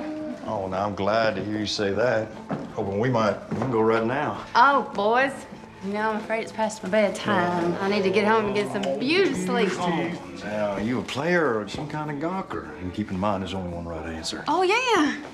Last man handled me like that, I shot dead at the dinner table. Come on, don't you know why you're here? You might as well enjoy yourself. Son, come on. Now I'm gonna keep turning till I hear a pop. You might as well enjoy yourself. Leave him be, Boyd. He's gonna have to answer to me.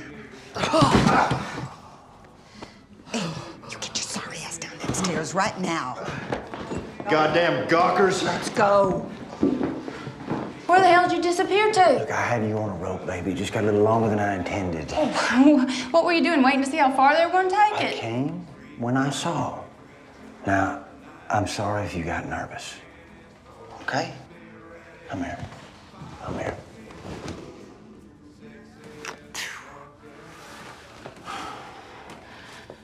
Did you find out one of these guys was Drew? Lee, maybe. Gerald, maybe. I don't know. But I do know why they invited us here. I think they want me to strong-arm Frank Browning. Domino? The same. Now, they want me to run you home, come back up here and hear what they gotta say. I don't trust these Clover Hill people. That don't mean I can't make a little money off of them while I find out if one of them is Drew Thompson. Now, where's your rabbit fur jacket? Let's go. Ava? Ava! Boyd. Where the hell is Ava? She wouldn't let me go with her. I tried, Boyd. I didn't know what to do. I tried to stay with her. I swear to God, Boyd, I tried. She told me to come back.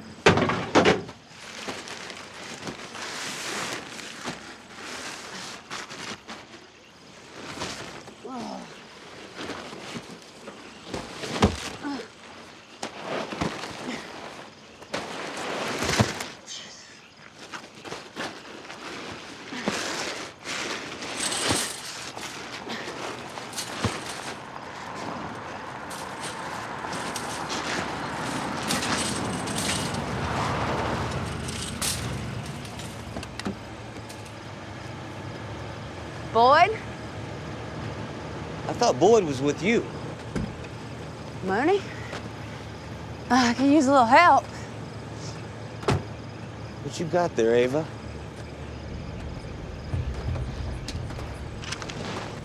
Is that a body? You sure you want to make this play? Why don't you turn around and put your hands behind your head?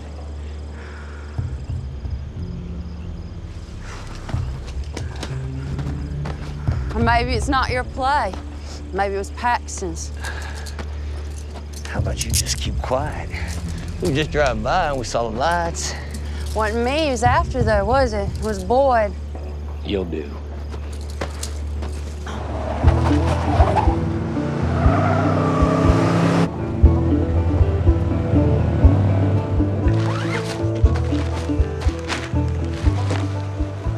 That's it. This body that was stolen from your funeral home last night? Mm-hmm. I'd know that face anywhere. Oh.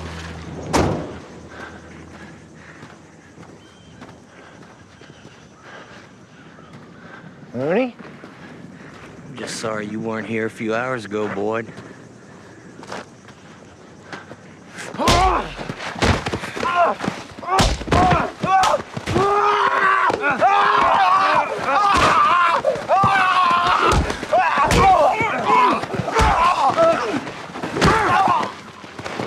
Lock up this piece of shit. No need for that. What? He's assaulted an officer, resisted arrest, interfering with police business. Oh, simmer down, Mooney. He's upset.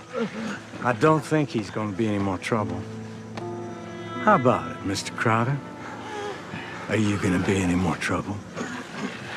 Let this white trash piece of shit go.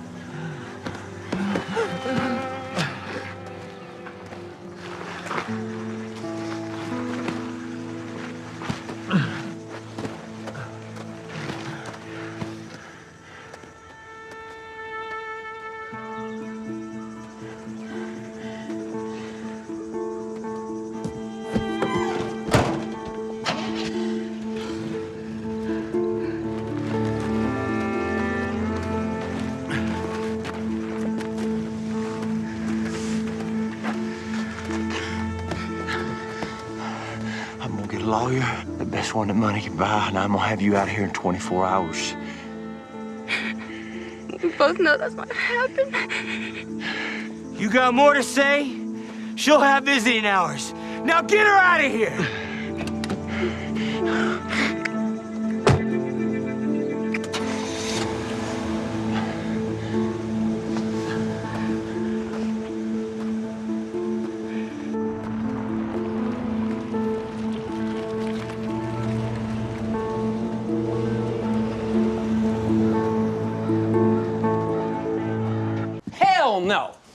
bullshit. I ain't going nowhere. Daryl, you know I've been on board with this whole trying to start a You ain't rideshare trying to thing. do nothing. You trying to go back to Miami, right? We have got to face the facts. The house is gone. Danny's probably on his way to jail as we speak. Let's just cut our losses now and go before that Marshal grabs Kendall again. Kentucky is over for us, Daryl. Only one doesn't seem to know that is you. I mean, why do you think John Baptiste Man, stole forget him. tonight? All right, he's soft. No, he could see the writing on the Wendy, wall. I ain't going nowhere. You hear me? I've been busting my ass trying to keep this family together. What? And I haven't been. If it wasn't for me, Kendall would be in a foster home right now.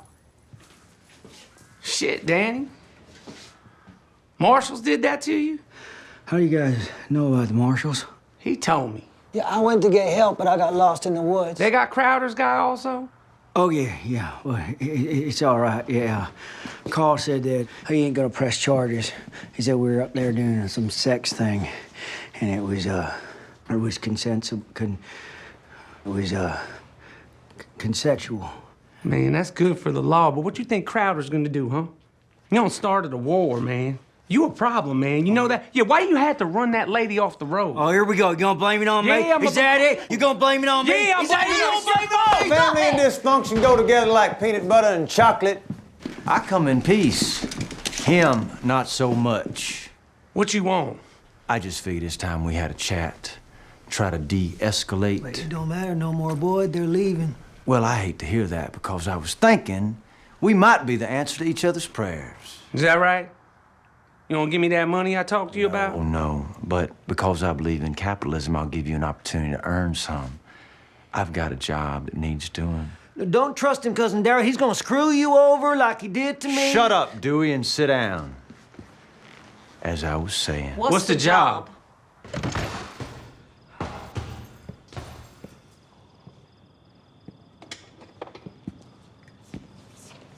I warned you. Gretchen had a bad attitude. Now, you know race treason is a serious crime, Boyd. Needed paying for. Well, then I guess I'm here for my refund. You always had a pair of balls on you, Boyd.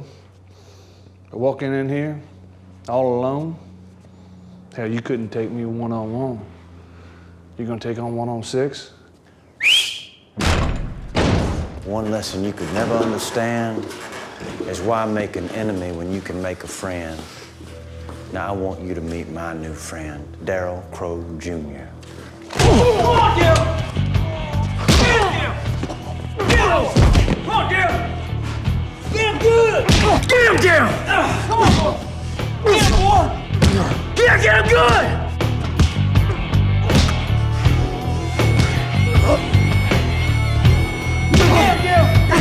him, Daryl! That's good.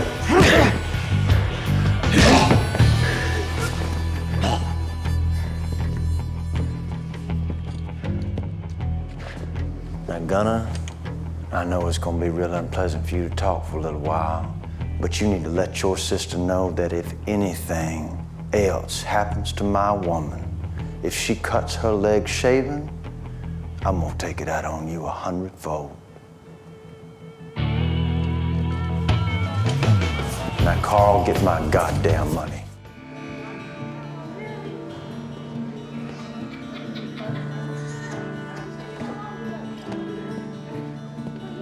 Ava Crowder? Got a visitor.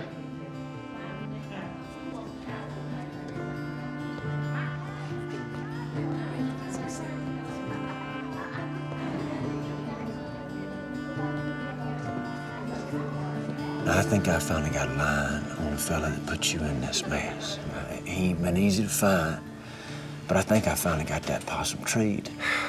Now, listen to me. Once he recants, and he's gonna recant, all this will be over. All this time, waiting on you to come up with a plan to cut me loose.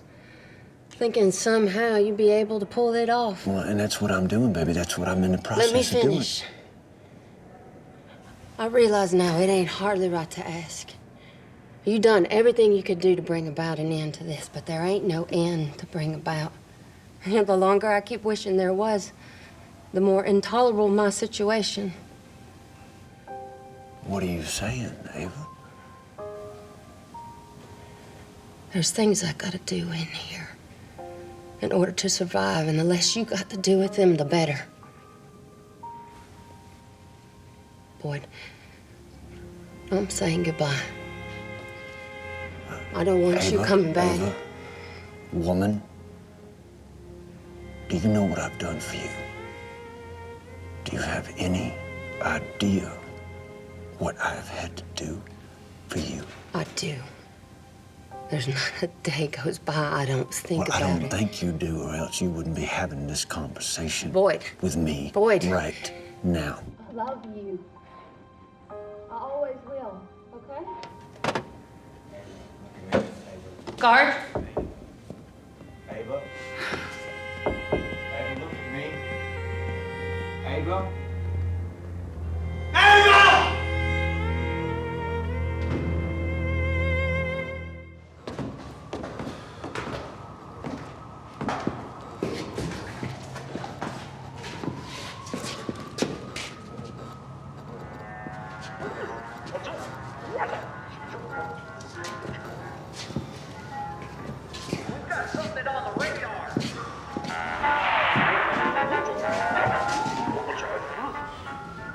Yo.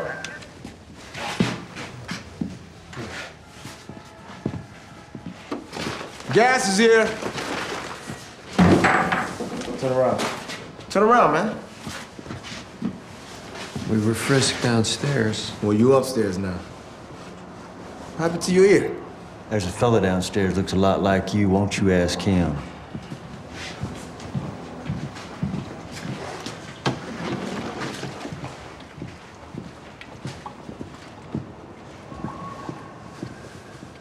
Yeah, that was last week.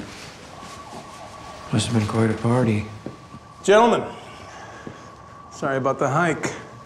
On account of his dispute with Canadians, Sammy needed 14 floors between him and the street. It's not the hike you should be apologizing for, Mr. Picker. It's the fact that this trip was even necessary. Yeah, well, those guys that tried to jack you acted on their own. You'd think in a city with 17% unemployment, we could get better help. But is that the money? It is, but I'm not gonna give it to you. My mom always said you won't clear water, go to the head of the stream. I think what Mr. Crowder is saying is we'd like to speak to Mr. Tonin. Not a problem. Sammy! Yo, Sammy!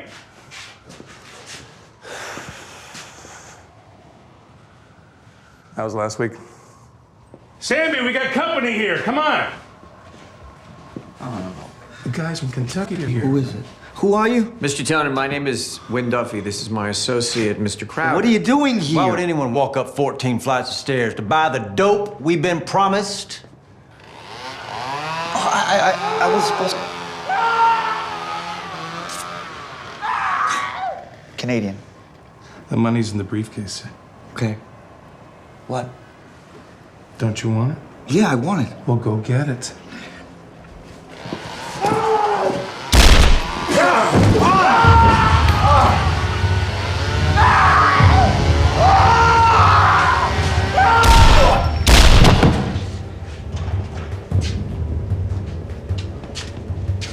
That's me. Sammy's dead. Yeah, but Doug out of his misery, too. Mm-hmm. Oh, yeah, and I had to shoot the chainsaw guy. Sorry, shit happens. Yeah, they still are. Okay, see you shortly. I'm gonna need that briefcase now.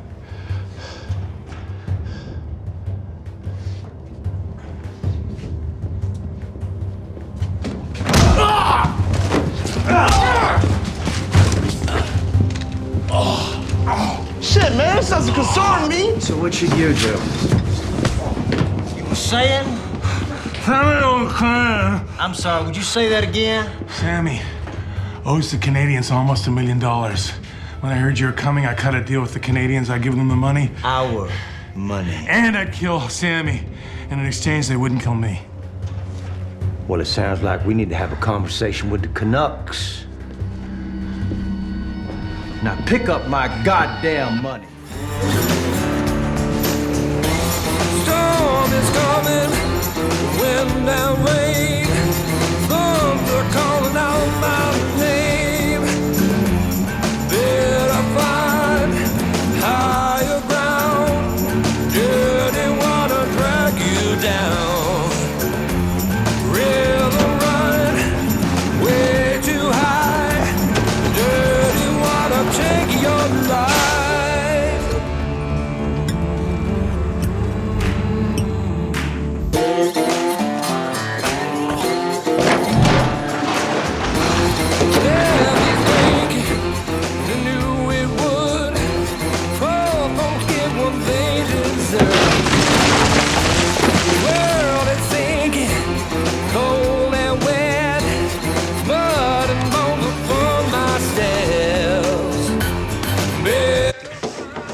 God damn it.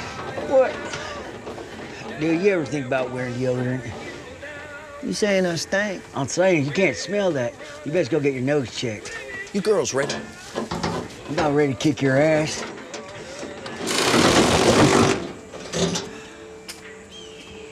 Let's go. All right. We're done here.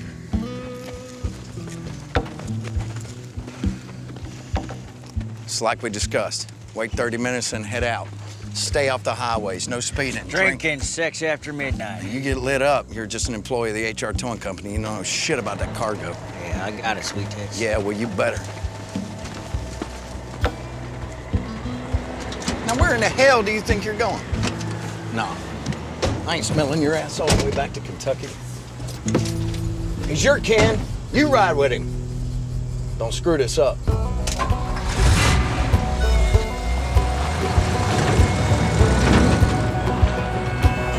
Told you.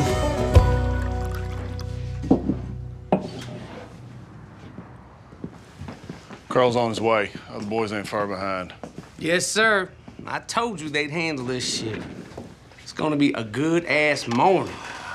I believe I can take it from here.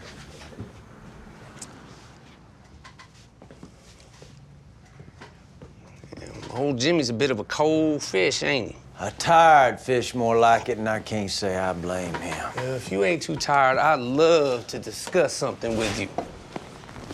Well, make it quick, because that couch you're sitting on is calling my name. I like the way you handle yourself, boy. I know when a man is worth the shit, and you are. So I want to tell you this because I don't want no secrets between us, you know, full disclosure and shit. Well, let me guess. Hot Rod's boys didn't pull no weapons on you? Awfully convenient you had a way over the border all cocked and ready to go. Man, you don't miss a trick, man. Shit. Well, we was just trying to make ourselves useful, you know. Well, in the process, Daryl, you made yourself a liar. But you an honest man, boy? A full-blown honest man? That why you pointing that gun at me from underneath that desk?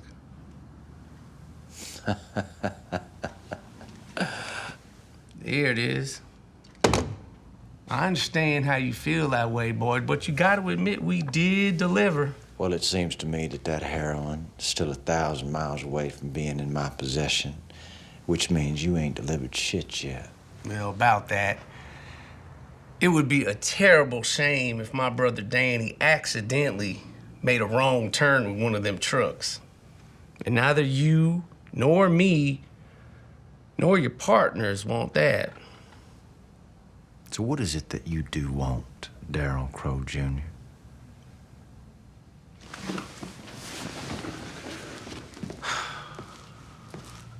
I just want to be part of the goddamn family, boy.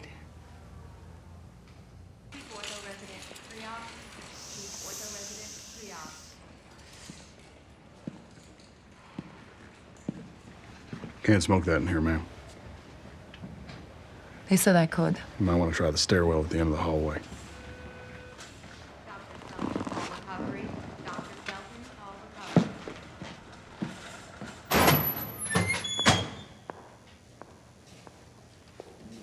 Well, I think we need to talk, don't you?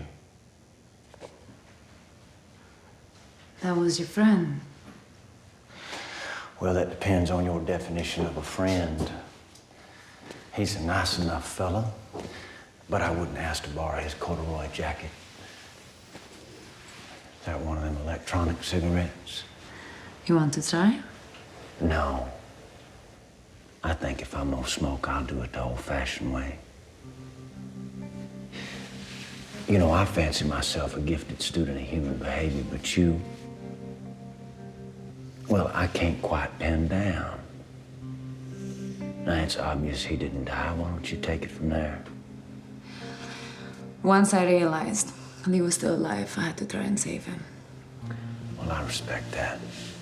I mean, the man is your husband after all. I blame myself for not confirming his demise, but I was in a state. Now, where I get confused is why you decided not to give me up. Lee will never again be the man that I married. So I'm in a tough spot. And I decided that the best person to help me is you. Well,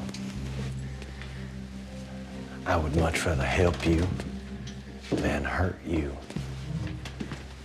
So start talking. I thought America would be wonderful. But then I ended up here in Harlem with an older man preparing dead bodies. So you see, I just want to go home now.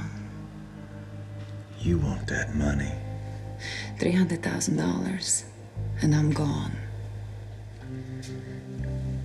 Well, what if I just finish what I started? Then you can get all of Mr. Paxton's money. I signed a contract that I must be married for 10 years, or I get nothing. And there's no way they would let him live that long. Well, as much as I would like to accommodate you, I can't produce that kind of cash at the moment. You're a very resourceful man. You figured it out. And as long as I get my money soon, everything will be fine.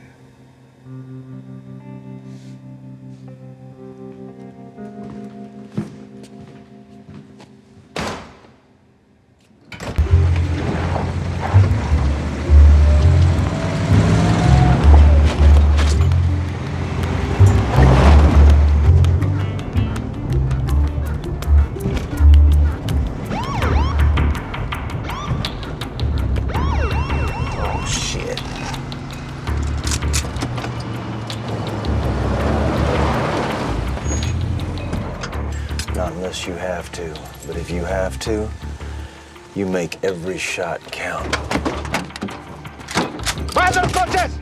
Despacio! Buenas noches, mi amigo! Despacio, gringo! No problemo aquí, no problemo aquí, boys. Lamentablemente, sí hay un problema aquí.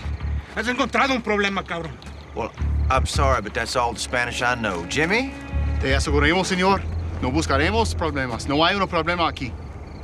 Better I speak English, no? Well, it would help. What do you carry? Bibles. We're missionaries here to spread the word to the far-flung citizenry. Have you accepted Jesus Christ as your Lord and personal Savior? Traen las armas. You do realize that this country is 80% Catholic, right, gringo? Well, we're here for the other 20%. You think that people look at you and you move them into conversion? Well, I do admit we are a little rough around the edges. We have all done some time, but have been saved by his personal light. For all have sinned and fall short of the glory of God, that's Romans. It's in the Bible. Preach. You know, it's a dangerous road to be traveling at night. You know what happens around here, missionaries? We're just trying to make Reynosa, hop across the border by sunrise. Yeah, yes, but who will protect you lambs in your journey, huh? Who but us? And unfortunately, protection does not come free, my friend. I'm sorry. Are you attempting to extort servants of the Lord? Let me tell you something, gringo. White people come to this country for two reasons. One is for margaritas, the other one's for drogas. How much? Now that's better, huh? Now it's all out in the open, right? Let's call it, 1,000. Pesos? No problemo, mi amigo. $2,000, pendejo. Oh, hell no, Daryl. man. We. No problem, amigo.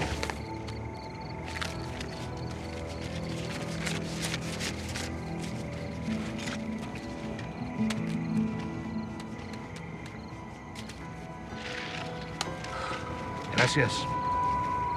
And we will also take the truck. Man, we ain't giving up the truck. Hey, calmados, cabrones! Calmados, cabrones! And how we gonna give up the truck? Un gran puro. The truck ain't for sale. Seamos hombres muertos, por favor. Hubieras pensado en eso antes de venir para acá, cabrón, ¿eh? Let me tell you something, my friend. In Mexico, everything's for sale. Everything.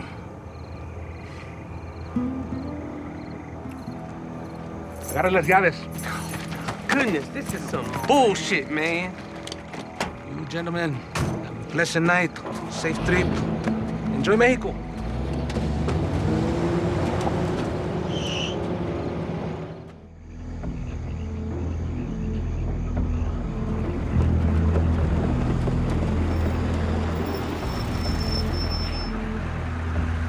It's just a truck.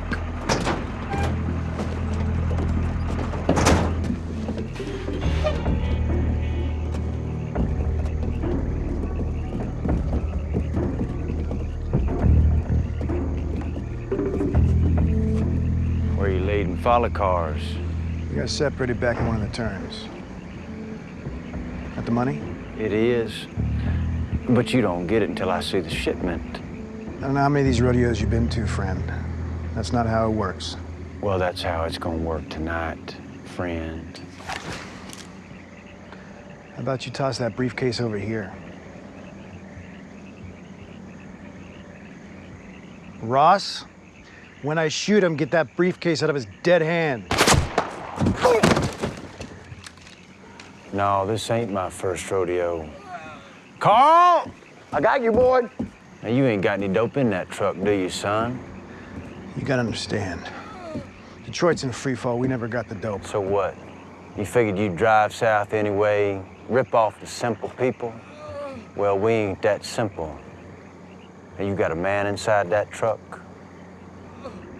What's his name? Donnie.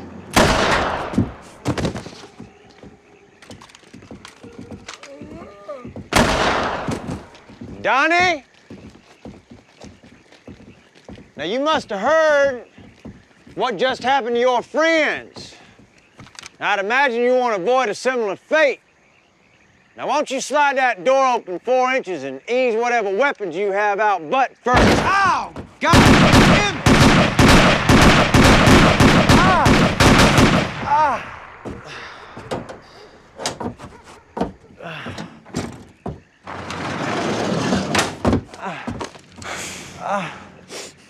Boyd, he got your ear.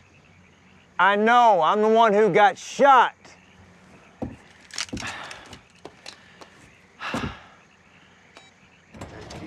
It's Crowder.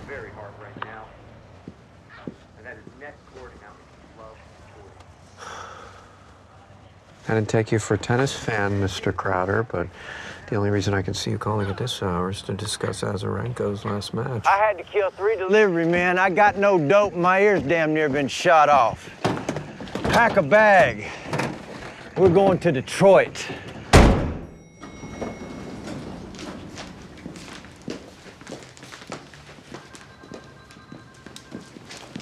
You missing all the action. Where you been off loitering? Saw an old acquaintance. Well, you got your fish in the boat. Think you're gonna have to put him back in the water? I do. He'll likely want to kill you, huh? Well, I don't know. You pretty good. I figure you'll get to him first. Why are you still here? You have my phone. Excuse me for 1 second. Just...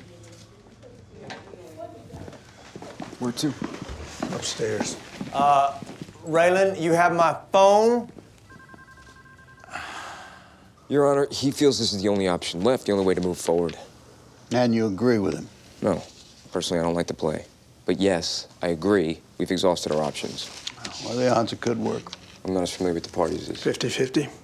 Jesus Christ, on a lunchbox. That's a big bet, high stakes. If you're correct, boy didn't do it. He absolutely did not do it. Well, that makes it worse. Talking about a matter of degrees.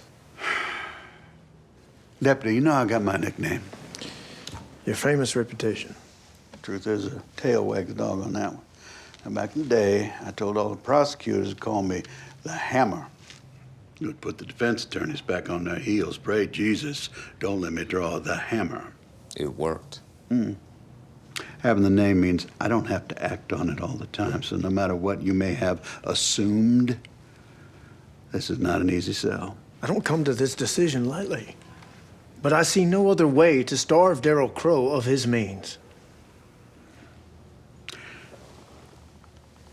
Once you fire this bullet, it don't go back in the barrel.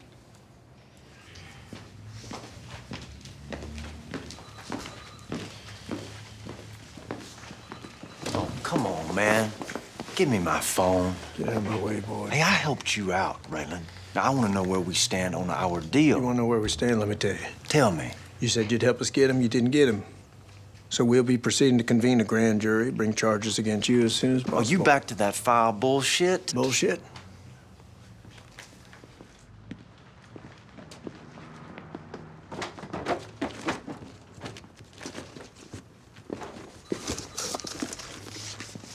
There it is.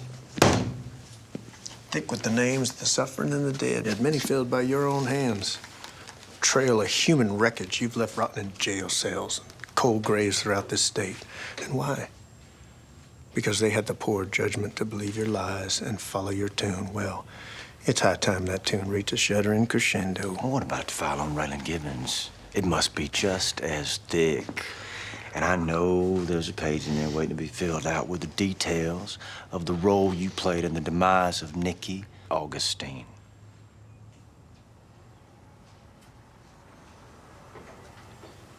Are you implying Raylan was party to the murder of Nikki Augustine? Oh, I'm not implying anything, ma'am. I'm stating. Well, that's all done with. That case was sewn up tight. Got a sworn affidavit it was an FBI turncoat. That's right, it's yesterday's news. This is today.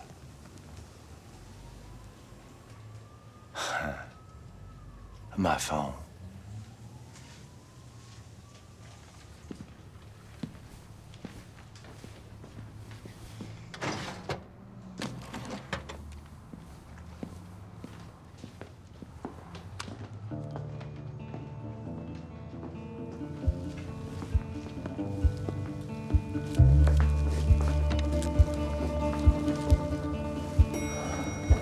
Jimmy, you got those last 6 keys? I do. Put them in the ceiling above my desk, then hit the road. Tell Carl to do the same. Storm clouds are gathering, son, and I think this flood is gonna be epic. Yeah. Yeah, Boyd. I hear that.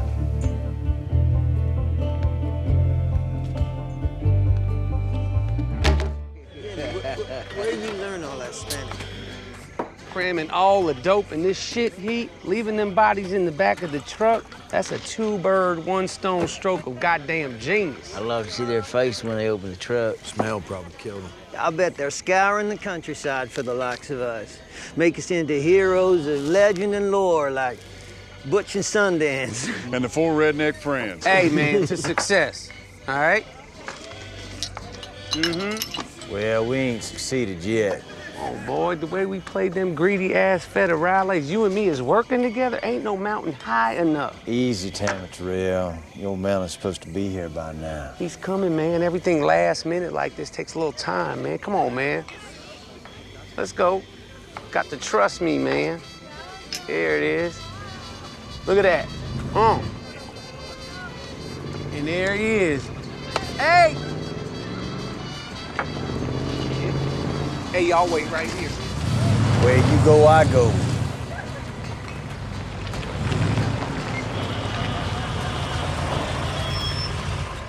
Amigo. Daryl? Yeah.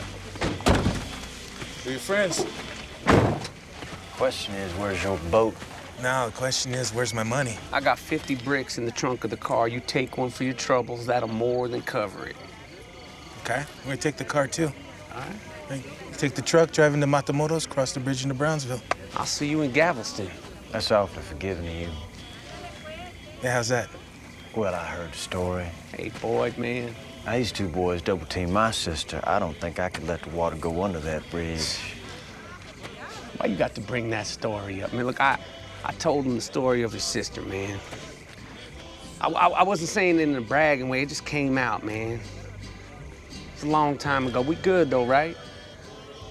We good? If I went after every white boy got my sister, I have blisters on my gun hand. There it is. We good, man. Yeah, we good. I'll see you in Galveston. Yo, let's go, man. Let's go home.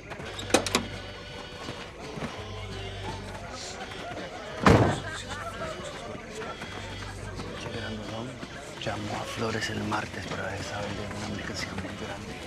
Hey, Boyd, you got any money? I was gonna get a bottle for the road. Hey, Ponytail just said something to the other one about Daryl calling his boss on Martes. You don't even have to tell me what that means. Daryl had this plan the whole time. Yes, sir. Y'all want to go home? What do you want to do? You heard it, man. Let's go home! Shotgun! Well, Mr. Duffy, you're a tough man to get a hold of these days. I lied to the cartel on your behalf, Mr. Crowder, so excuse me if I wasn't answering my phone till the situation resolved itself. The situation didn't resolve itself. I resolved it for you.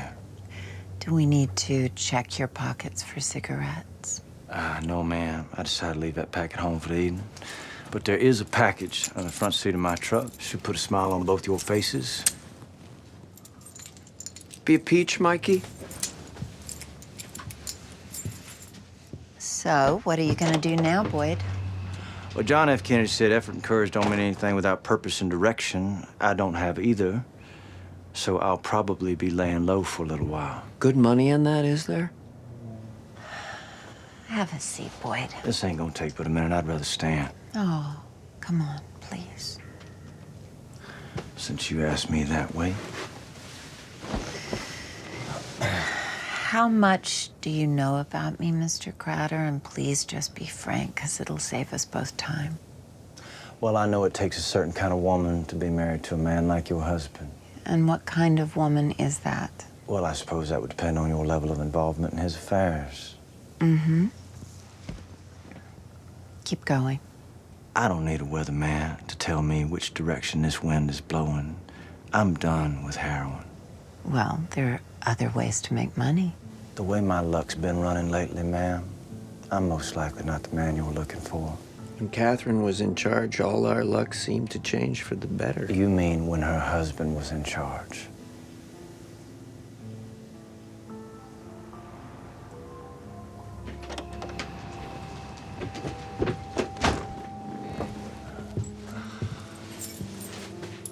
We're good.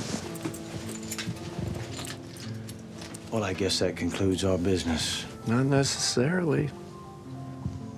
You were lousy at running heroin, Boyd Crowder, but from what I'm told, you are really good at robbing banks.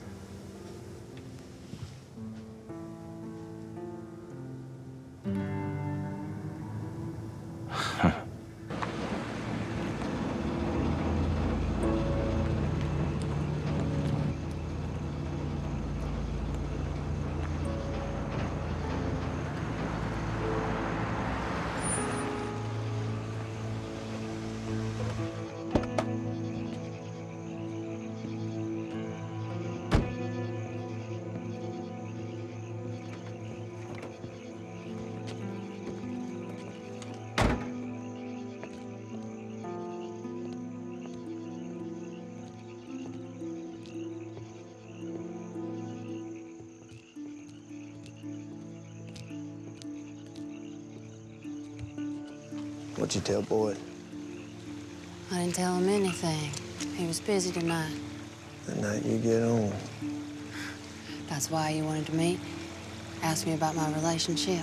The way this works, I ask you whatever I want. You tell me everything I ask. Is this where we're gonna meet? This is one.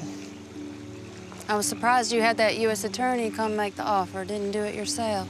Standard procedure. But you made sure to have him tell me it was because of you I got out. Ava, we get the feeling you ain't playing ball. It's gonna be me put you back in. So you came here to threaten me. I came here to go over the rules. How you make a call, how you record a conversation. How I send an emergency signal, what to do if I'm in danger, yeah. That Deputy Brooks, pretty black woman, she covered all that. And you're clear. Mm-hmm. Then we're good. I'm scared, Raylan. Don't be. Everything's gonna be fine.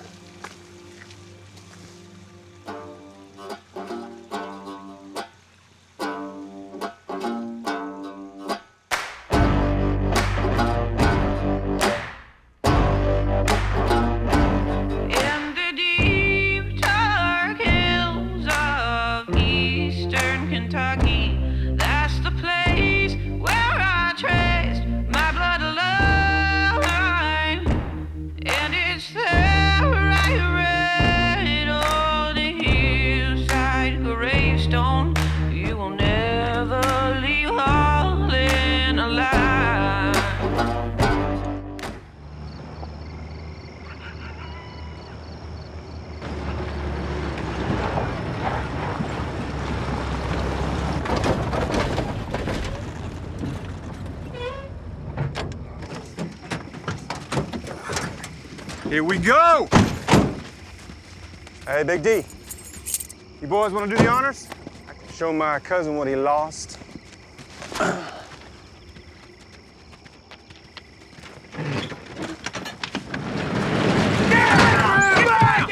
down! Don't get down! Don't look at me! Get your head down! Don't you look at me!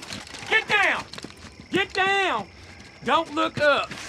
Goddamn, Yoon was in on this the whole time. Well, it turns out some people still give a shit about what kind of person they do business with. Why didn't you just kill me? Because we wanted to make sure we had your money. And like the man said, nobody's dropping Mexico. Now, the rest of you are welcome to go back to our original agreement. You get this product back in the U.S., you go back to working for Hot Rod. How does that sound right about now? I think we're good with that. I'm guessing that don't apply to me. No, cousin, it does not. You know what you could never understand is that some men lead and some men follow. And when you can't lead and you refuse to follow, you die alone in the desert. Just not this desert. Now put this piece of shit in the back of that truck.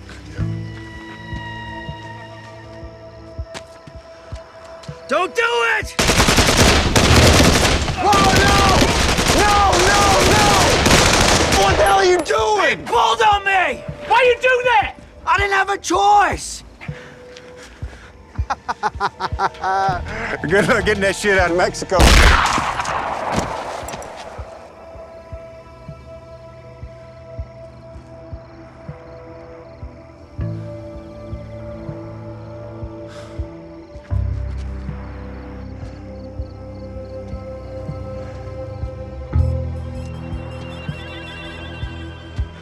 Boyd, I didn't have a choice. Don't you say another goddamn word.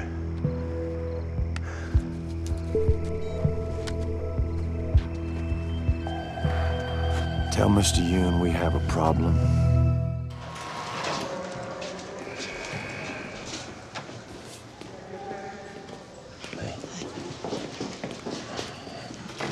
Look, I ain't got a lot of time.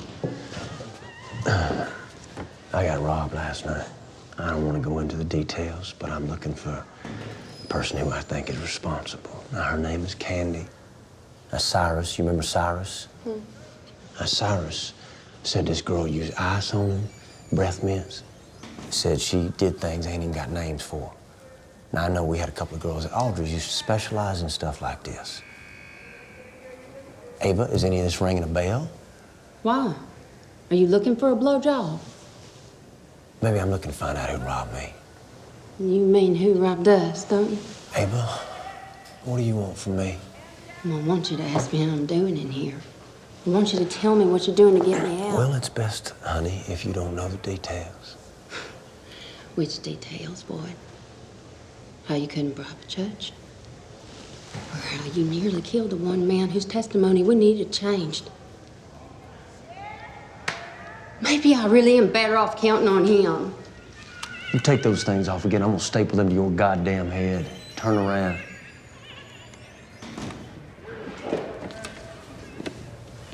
I'm doing everything I can for you.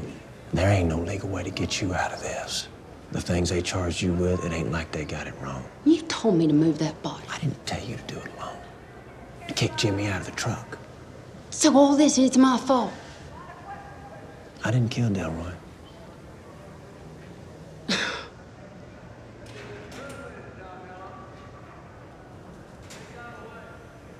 That was all me. Hey, we're done. Ava.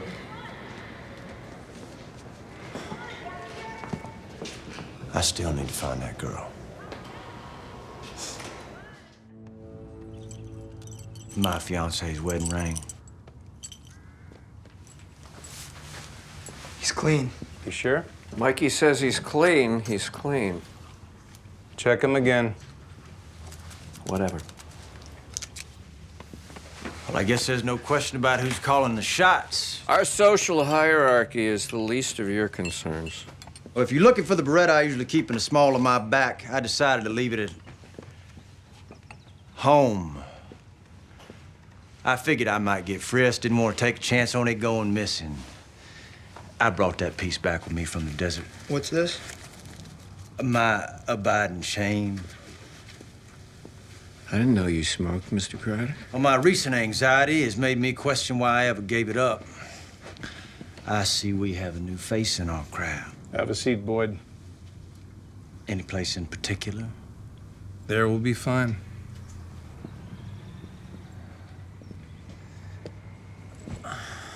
So, you want to explain how your buddy, the Marshal, came to seize half our shipment? Well, seeing how it wasn't in my possession, I think that's more of a question for Darryl Crow Jr. And where is he? I can't say. But if I were him, I'd be running for my life. You heard somebody shot the Chief Marshal last night. You think it's Darryl? I don't know. I wasn't there. But if I was a betting man... Since you are the one who's here at the moment, Boyd, why don't you explain on Darryl's behalf? Mr. Picker, the only explaining I've ever done in my life was to my mama when she caught me sneaking in after my curfew. And you ain't my mama. But I'll indulge you with a short answer to your question. Shit happens, Mr. Picker. What about the other half? Sometimes it don't. Where is it? I don't know. You don't know. What do you mean exactly by you don't know? Well, Mr. Picker, what I mean is, if I die in this hotel room, it'll be like you decided to bury the rest of that dope right alongside me.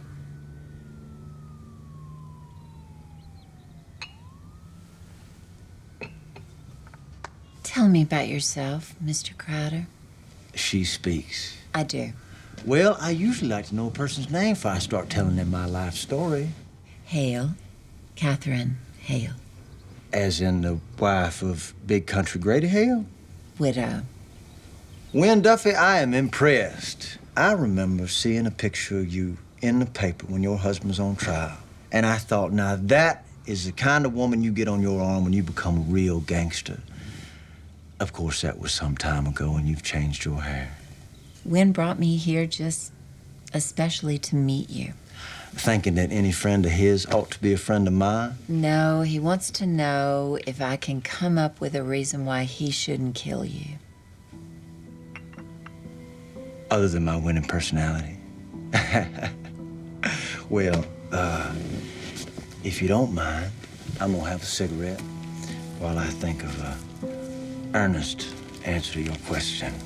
It's not so much me as the hotel. This is a non-smoking suite. You Marshal! On the ground! Right now! Right now!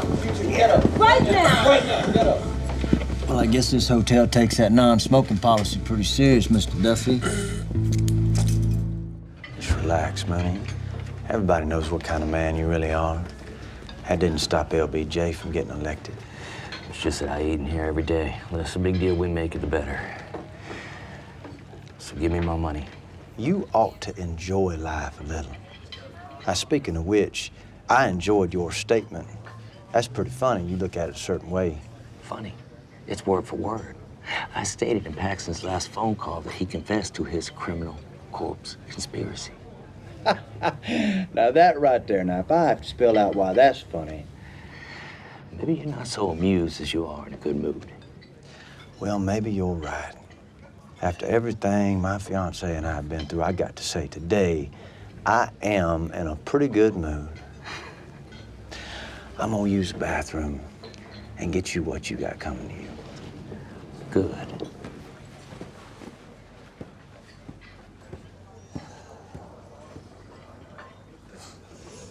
We should get something to eat so it looks less suspicious.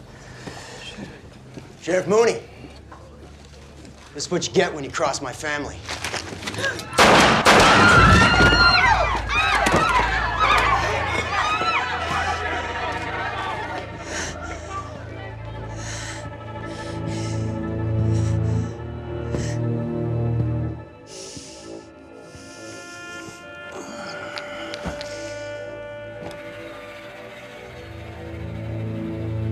That was Hayes Workman.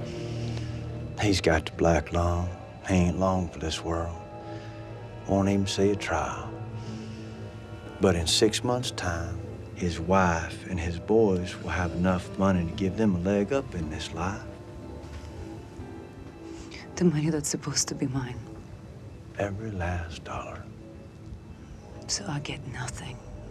While I don't have any money for you, Mrs. Paxton, no. You don't walk away with nothing. May you leave Harlan County, and you don't come back.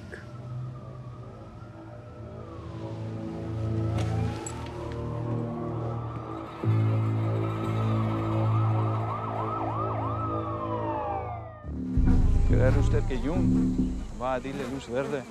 Sí, tenemos que entrar, muchachos grandes. I hope they're talking about breakfast. I'm starving. He's bitching about having to bury us. Alberto, while your demeanor is cause for some relief, I take it there's more to the story. You keep your lives. You forfeit the shipment and the cash. The business relationship is over. Man, come on, man, that is some bullshit. You agreed not to spill blood, yet there are 4 bodies. Well, I don't see any bodies. I don't see any bodies because my boys picked them up and hauled them back across the border, Alberto. There will be no headlines in your local paper. Now, I know I'm not in a position to negotiate, but when I make a new friend, I generally like to keep him. So will you please call Mr. Yoon one more time?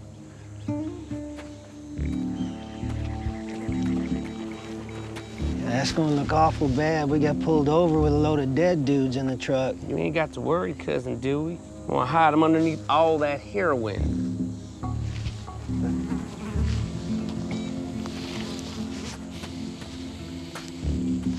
Okay. The bodies disappear, all is well. Muchas gracias, mi amigo. Boys, you heard him. Let's go. So we get him in the truck, but without Hot Rod's connection, how in the goddamn hell are we supposed to get 4 bodies across the fence? Jimmy, do I have to have an answer for everything? Well, it ain't like we ain't smuggled shit before. But through Texas? With who, Flores? He hates my ass. He's over that shit. He ain't over it. Over what? What'd you kill his dog or something? Oh, sister, definitely a dog. We ain't killing her, except make her a little bow-legged for a day or 2. It ain't happening, man. We ain't calling him. She took a lot of dick for a little lady. Answer's no. Only thing that Flores loves more than his ugly sister is green gringo cash. He got that shrimp boat down in Matamoros. Come on, what else are you gonna do? Think about it. Could be worth a shot. Well, I suggest you take it. Because I don't care if it's up your ass or on your back. You're responsible for getting my dope across that border. Now, you shot him, so you put him in the back of the truck. Okay. Let's go, y'all.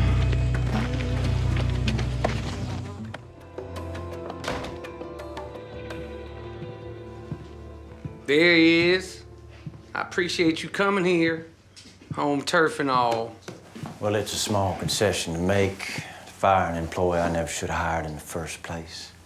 I take it you agree to my term. Hell yeah. Well, I can't imagine the decision was too difficult. Kentucky ain't been too kind to you and your kin. Yeah, you know, you and me got along good, right? Ain't got to end it like this all tense and shit. In Mexico. Mexico. Yeah. Took care of business. Let's have a drink, man. Toast our goodbye. Well, I only drink with people that I like or I pretend to like, but I will indulge in one of these cigarettes. Shit, I didn't even know you smoked. Well, there's a lot of things you don't know about me, Darryl Crow Jr., and you never will. Ah, smooth ass boy. Got that good Elmer's tea for you. Well, I'd say I'm sorry to hear about Shit, we got a bogey. Your nephew, on the other hand. All right, you sons of bitches, hands where I can see 'em. Whoa, Dewey! Hey, now! You want to make the smartest decision you've ever made in your life. You will retrace your steps, presto subito. Get up, Boyd. You touch that gun on the table, it'll be the last thing you do. Boyd, open the bag. Dewey, listen to me. Leave right now. The bag! Open it! Oh, you don't think I'll shoot? I will shoot, the way I shot Wade Messer. Y'all killed his ass good, man. 2 shots. Me, Dewey Crow. God damn it. Shit, Dewey. Open it. Huh. What the shit, Dewey? Yeah, that's my heroin, my future, my dream. Come on, Dewey, we family. You ain't got to do all this. Put the gun in the bag, Daryl.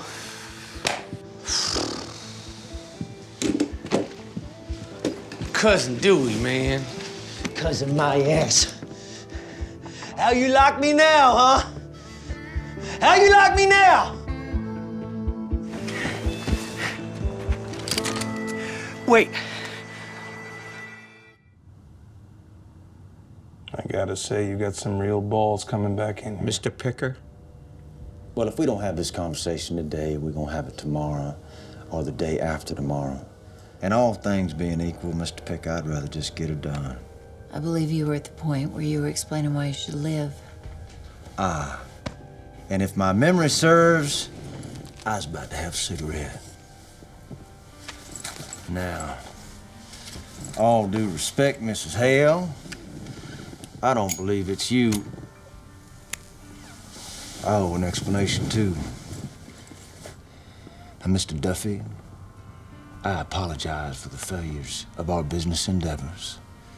But that being said, there ain't no way in hell I'm gonna beg you for my life. But you are owed something. So what say I give you half of my half of the shipment, and we go our separate ways? We don't need this guy. Quiet. I'm real low, Boyd. Half a half doesn't make me whole. I understand. Our friends in Mexico are furious about the bullshit that happened in the I desert. need you to be They're quiet. this close to sending a goddamn I need hit you to squad here. stop. I say we put Boyd Crowder's head in a goddamn box. Picker!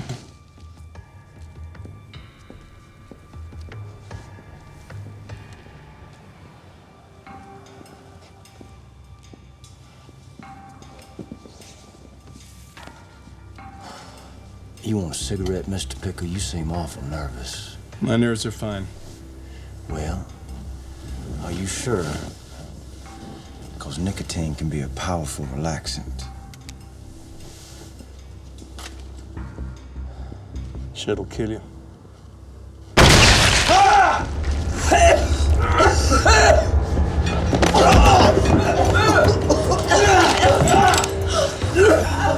That ringing in your ears, that's 2 ounces of Emulex on a 10-second timer.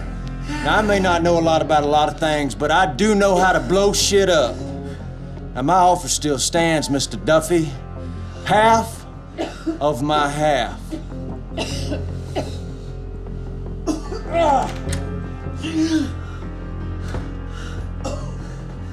Mike, lock the door. Now.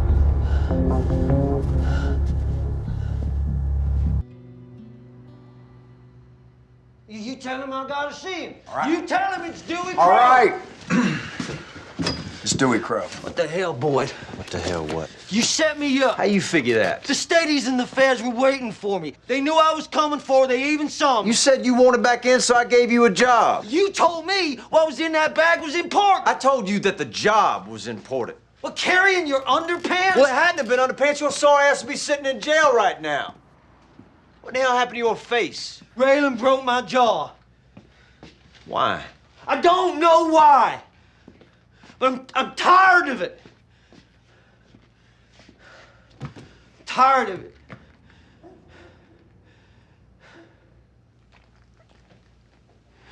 You my friend, boy? Yeah, I'm your friend. I gotta talk to you, boy. About Mexico. And I don't know. I'm tired. What do you want, Dewey?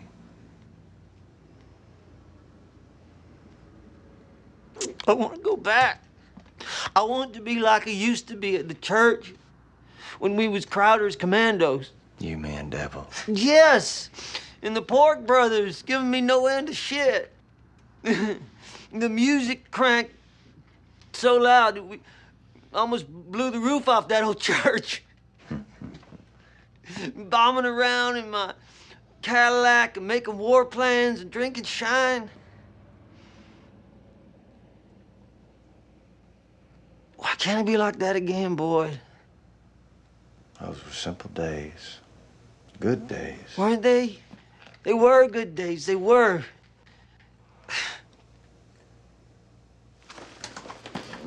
Carl, go out front and pour me and Dewey a couple glasses, would you? Come on over here. Have a seat.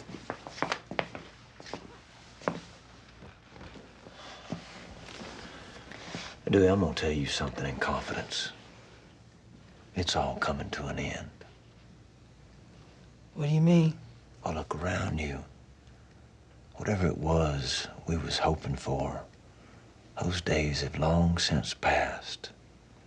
Now, I ain't saying I'm giving up, but I am saying I never thought that it would be this hard. It seems like maybe those good days are gone forever. I don't know, man. I feel like we can make it like it was before. I want to show you something.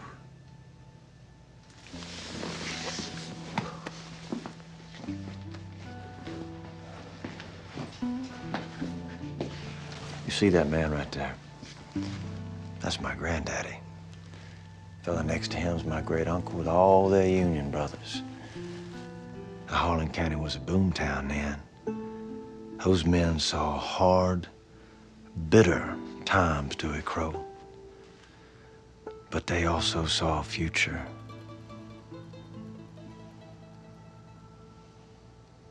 Now you look closely, you can see it in their eyes.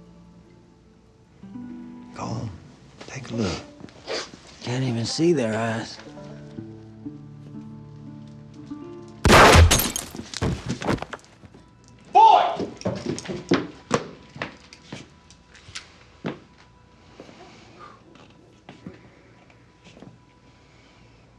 You, think he was a rat for the Federals? I think I couldn't trust him anymore. They'll follow me, no doubt. But you be sure. You wait 20 minutes after I leave, then you roll him up in a carpet and you make him disappear.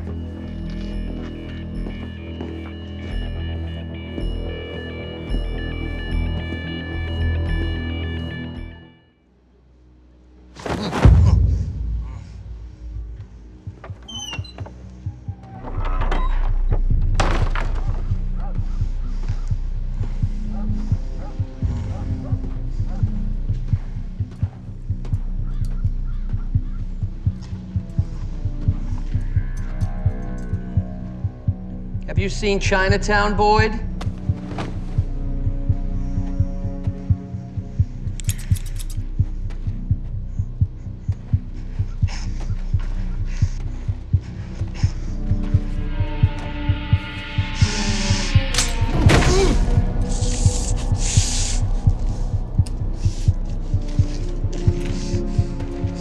That's your second warning. There won't be a third.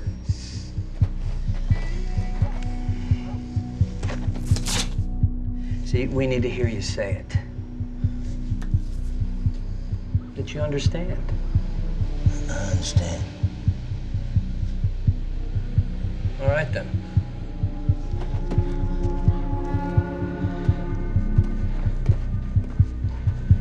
That was smart, sending that smoke show to do your recon. Figure everybody's too busy looking at her to see where she's looking. Wonder if that'll still work when she's not so easy to look at.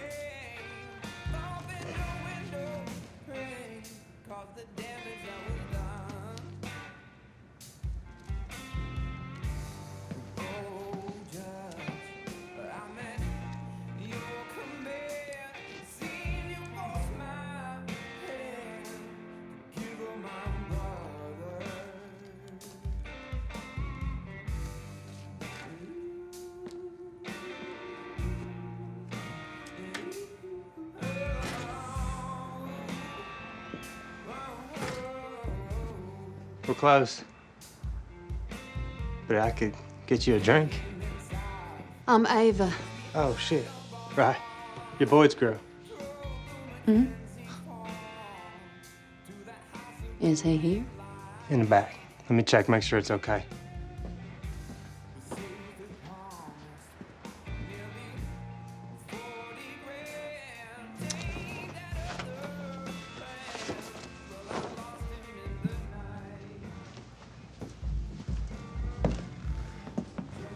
Boy, your girl's here to see you. Well, if by my girl you mean my fiancée, Ava Crowder, she does not need to be announced. Sorry, boy. You go on home. Lock up behind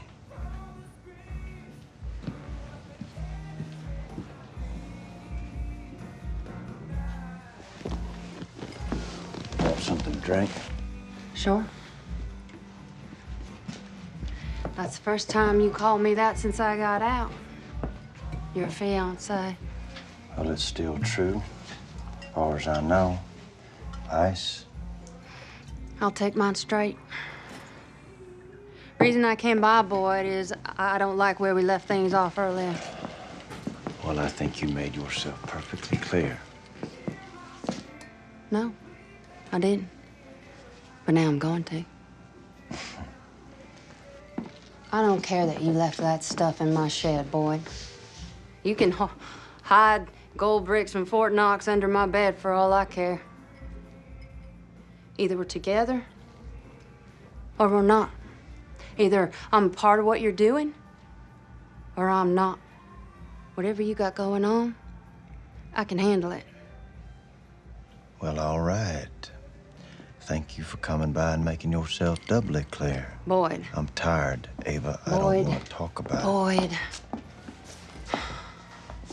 What I'm trying to say is that I can't help you if you keep me in the dark. I know you robbed that bank. And I know you didn't get what you wanted. Just a bunch of land deeds. But one of those deeds wasn't like the other. Did you notice that? What do you mean? One of those deeds was to Pizza Portal. The restaurant downtown. You remember that building used to be? Holy shit.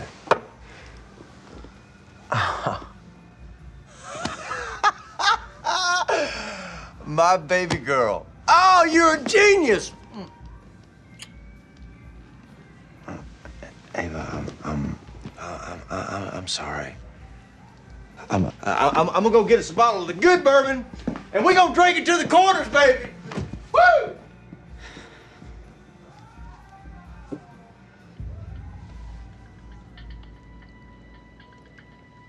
Hmm.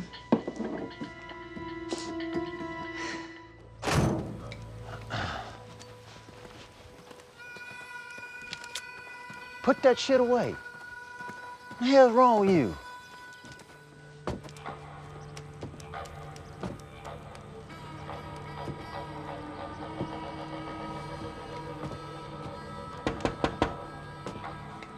Who is it? It's Boyd Crowder.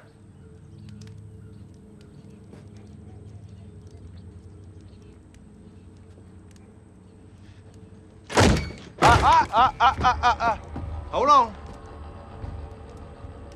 You remember what I told you last time I seen you? Well, if you mean the notion of shooting me with that shotgun, I most certainly do. But I have a problem that can only be solved with your wealth of expertise. Now, what say we let the past fade off in the rear view and start anew?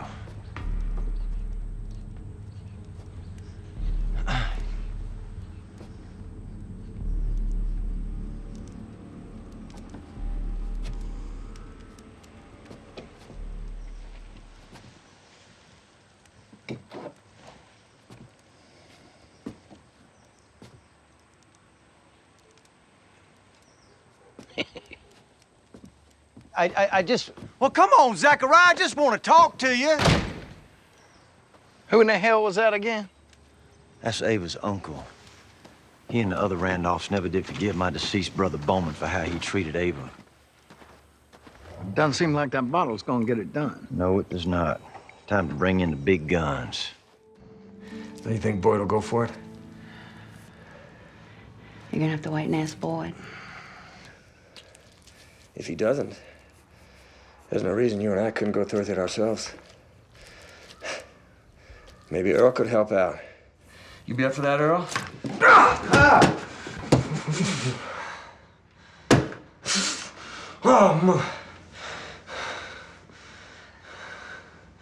Oh my. That was interesting.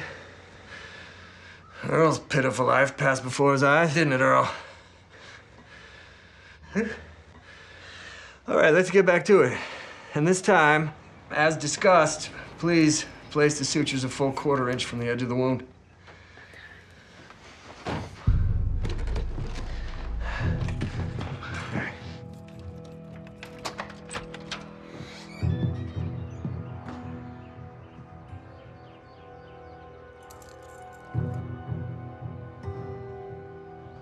Ava? Where you at, girl? Boyd, you put it down. I just came to talk. If I wanted to hurt you, I would have done it already, don't you think? I gave up guessing why people do what they do a long time ago. Only way you gonna get this gun out of my hand is with a bullet. But you really here to talk. Why don't you put it down?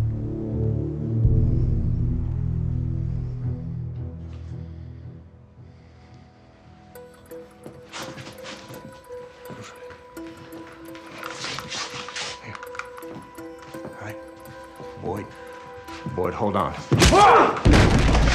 You come into my house, put your hands on my fiancée. I'm fine. Boyd, he's telling the truth. Markham cut him loose. Good. And nobody will give a shit when they find his rotten corpse at the bottom of a mine shaft. Boyd! Wait! He knows the combination to the vault.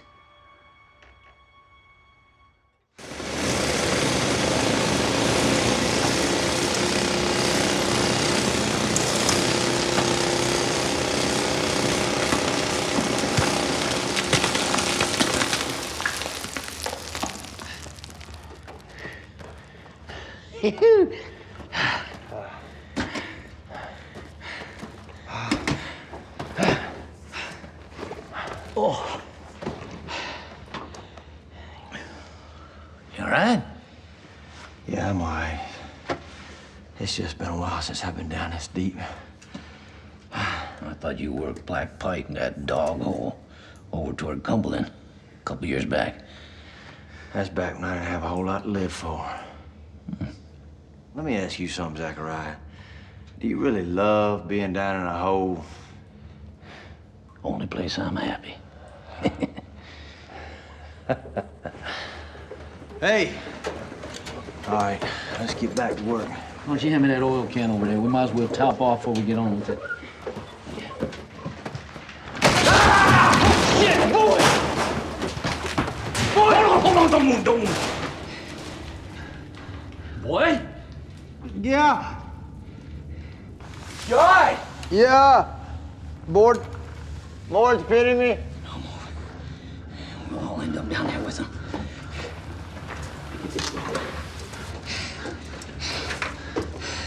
Tie that on a beam. And wrap around yourself. Now, boy, don't you move, don't you talk, don't even breathe deep. Loosen it up. Hard at yourself, boy.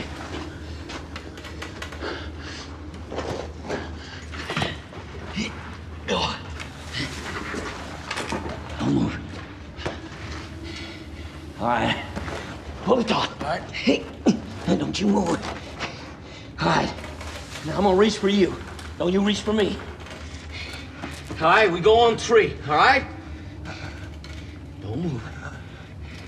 1, 2, 3. There we go. Come on. I got you.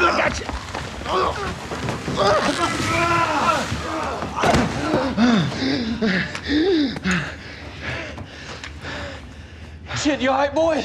Yeah. Yeah, I'm all right.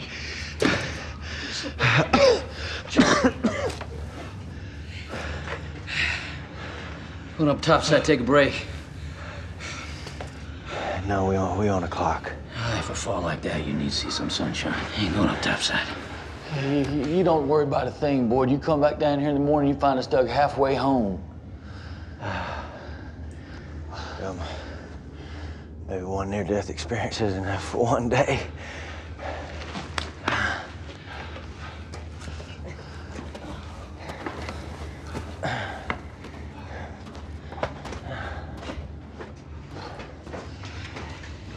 God damn. Welcome to the dance, son.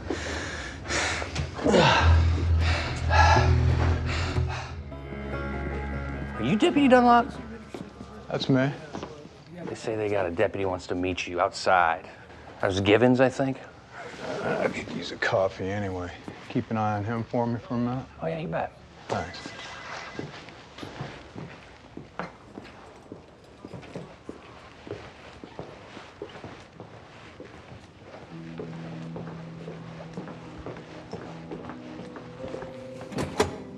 Let's go.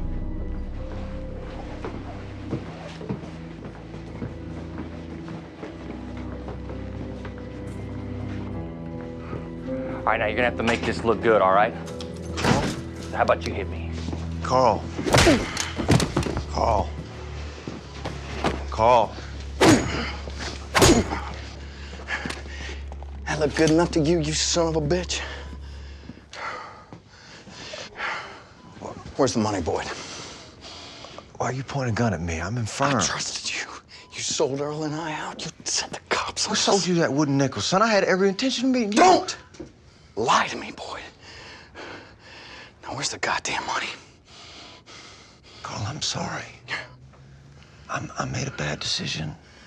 Trust me, son, if I had to do it all over again, I'd do it different. Last chance. Hey. Where is the money? God damn it, I saved your life down in that mine. He's got my brother, Boyd. I ain't got no choice in this. Who's got your brother? Markham? Well, damn, son, get me out of here. Let's go get that money. We'll get your brother. We'll kill that son of a bitch. I'll give you half of everything that I put my hands on.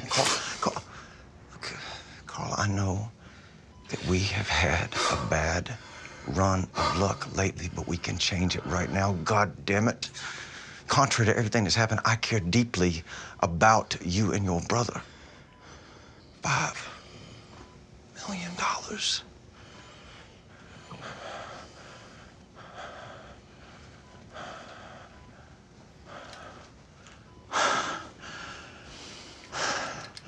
Go get that key, son. Come on. Yeah.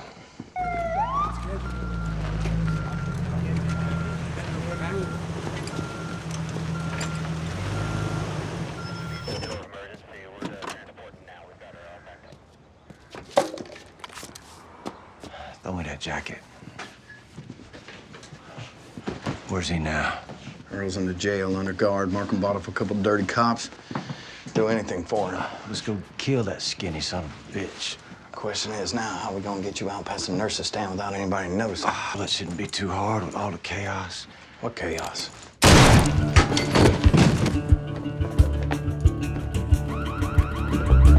We got a shooter on the floor! Everybody clear out!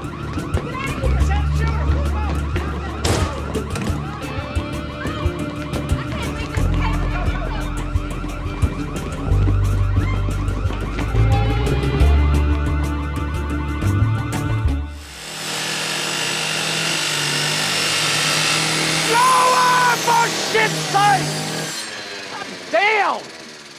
That ain't some old piece of wetwood you're cutting through there. Them sparks got the fire damn hoodoos. Decomp causes methane. It's highly combustible. Combustible. That all you learned from me? Methane is lighter than air. It's always rising up, just yearning for a place to escape. And that's gonna be right when them damn sparks are flying. Go on.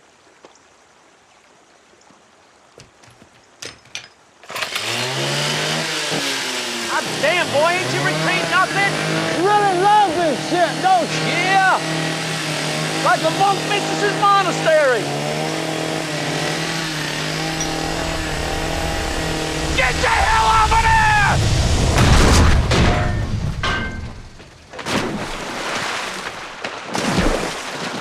Jesus Christ!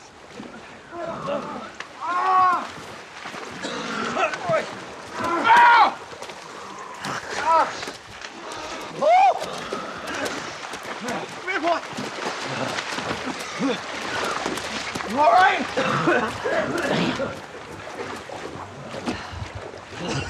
You all right?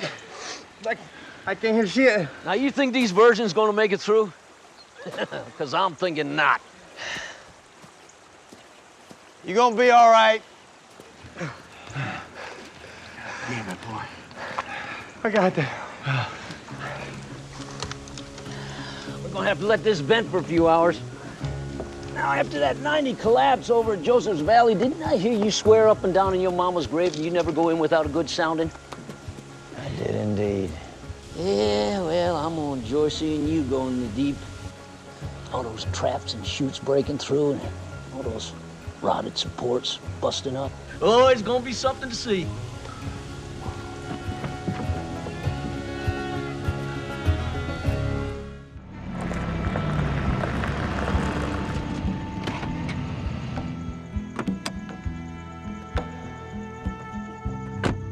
You okay?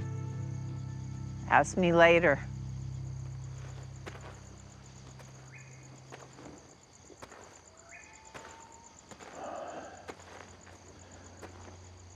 Well, ain't this the conundrum? Somebody's always got to go first. Now it's clear that I've held up my end. What say we verify you've held up yours? Go on.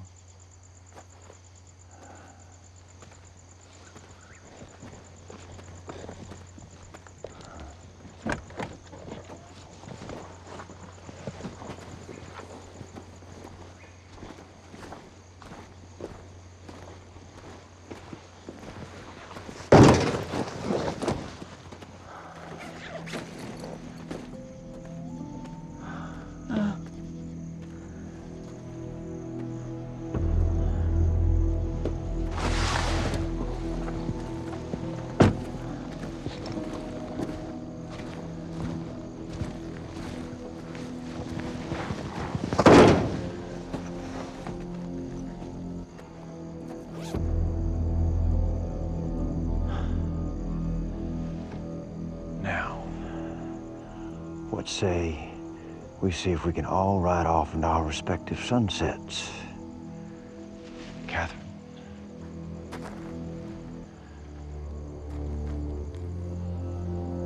Boyd? Catherine.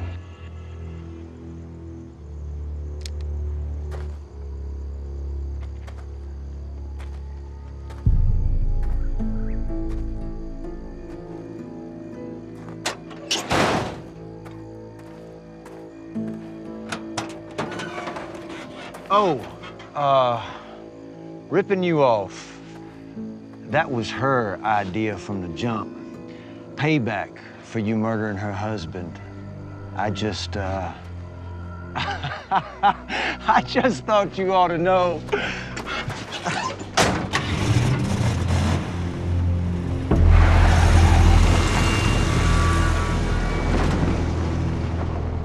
Woo! Woo! Oh. Baby, it's me. Oh, baby. Do you really think I had Grady murdered? I did. I don't any longer. So, what happens now?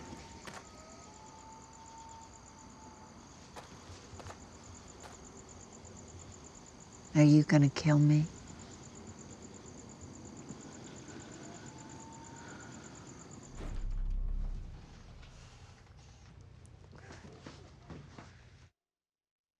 Ava, I need you to be on the lookout for anything unusual, extra security, KSP, or marshals. When Carl tells you to pull that alarm, what happens? I'll pull the alarm. Then what? Make sure we get out there as fast as we can. But first... Make sure she gets out, and then we all meet at the rendezvous as agreed. My goddamn man. Now, we need to get dressed, so... I don't think you're in the right place, honey. No, ma'am. Just looking for a word with Mr. Crowder. I recognize you. You Walt McCready's daughter, God rest his soul. That's right. Well, I'd offer you a drink. We're in a bit of a hurry, so what can I help you with, Miss McCready? You know I own the Bennett land. I do.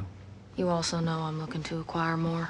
I've heard rumors. Well, then you also heard I know more about growing weed than most of the cornbread boys who have lived and died in these hills.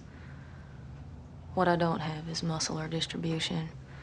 Services you were hoping I might provide. It would mean going up against Avery Markham. He's shaking your tree a little bit, is he? Yeah, well, the protection aspect of this partnership would be priority. Well, what about Raylan Givens? What about him? Well, as I understand it, he's quite fond of you. Now, how you think he's gonna feel he finds out you in business with me? I got bigger problems than Raylan. Last I heard, he ain't long for Harlan anyway. You really got Mags's money? I don't see how that's any of your business. 'Cause Bennett land ain't gonna be enough. You'll need the Sorensen land, which has a soul runoff from Blanton Creek. You'll need the McLaren land, which Southern exposure and the best bluegrass south of Pine Mountain. We're gonna grow some healthy black gold. Well, damn, girl, you done some thinking on this. Enough to also figure Markham's probably staked out them parcels. Sorensen's and McLaren and a half dozen others have agreed to hold off selling to Markham. They gonna sell only to me. How much you asking?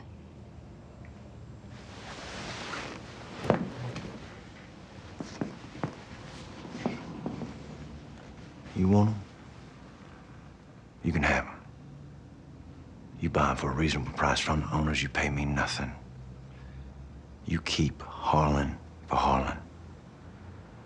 Why would you do that? 'Cause I'm a bad man, Loretta. But Avery Markham is a real bad man. Now, my men will see to it that you are protected as long as you pay them handsomely for their efforts. Earl, would you please show this No, young lady I out? don't need seeing out. Just need you to keep your word is all. You play your cards right, young lady. This town will be yours. Earl? Don't crowd me, boy. All happening so fast. Well, if you want to get nostalgic, now's the time to do it, 'cause this is going to be the last night we spend in Harlan County.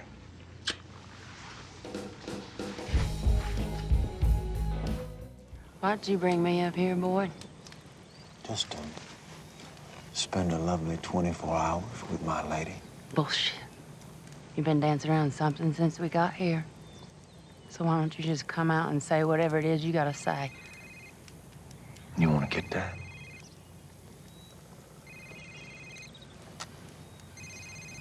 Is that your salon calling again? You've been lying to me, Ava. I know you ran. I know you went to see Limehouse. I know someone helped you escape Errol. And it wasn't just that constable. And not 24 hours later, I come home to find Raylan Givens sitting in your goddamn kitchen. So how about you come out, say what it is you got to say? I'm a snitch. What? I'm a CI for Raylan.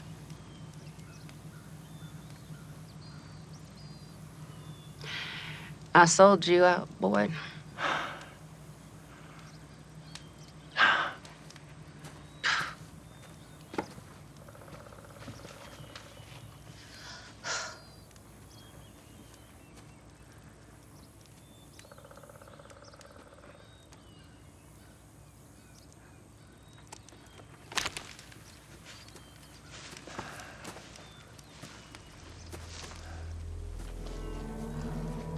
You gonna kill me? That it? You gonna kill me now? You left me in prison. You did nothing for me. You were gonna cut a deal with the Crows. You could have asked for anything. You wanted a clean slate for yourself. You didn't even ask about me. I was gonna die in prison, Boyd. Those girls were gunning for me. Should I be expected to fight every single day for the rest of my life? Don't you tell me you wouldn't have done the same exact goddamn thing. Are you sleeping with Raylan Givens? What? Are you sleeping with Raylan? You're gonna ask me that? As if you are. Take it. Take it. Take it! Put a bullet in my head right now. Do it. No, I didn't. Do it! I didn't do anything with Raylan. It's you. It's always been you. You take it, and you do whatever it is you gotta do. Because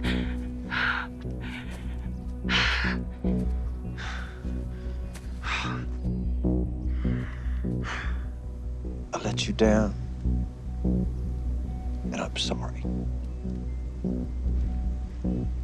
I understand what you did, why you did it.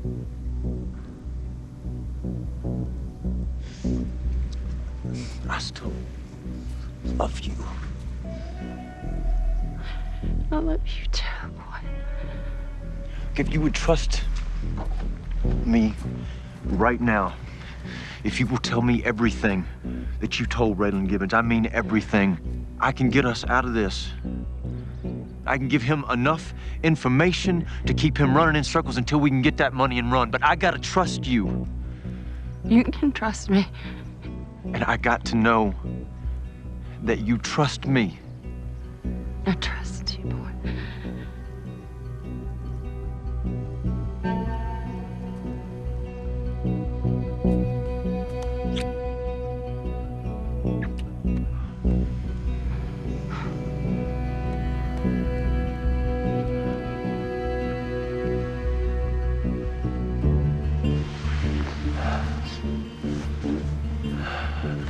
I'm gonna go get some more firewood.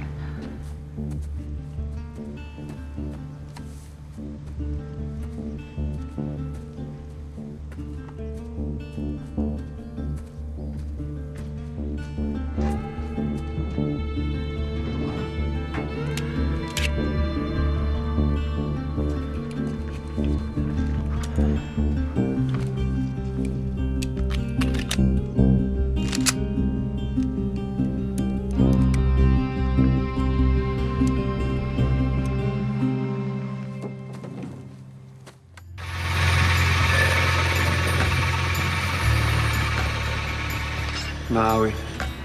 Maui. Where I grew up, the mean streets of Paia. Surfed the bay every morning before school. Win Duffy on a surfboard. That's something I have a hard time picturing.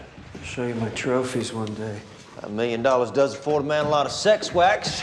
Although, given what we're about to do, I'm surprised you ain't planning to surf somewhere far, far away from here. That your plan? Sequester yourself in some lost corner of the globe? You speak Farsi, do you? Tunisian? For one thing, they speak Arabic in Tunisia. Second, my future address is yet to be decided. Hey, is it swing right or left? I'm assuming you mean the vault door. Well, I ain't talking about your little white pee-pee. Yeah, which way? Let's go right. And what year was it? Why? Because in 1970, Excelsior changed their design. They started sandwiching out the copper alloy. They were... You know what? Never mind. It's all good. The Wiz always has it covered. I told you assholes to leave your cell phones in the car.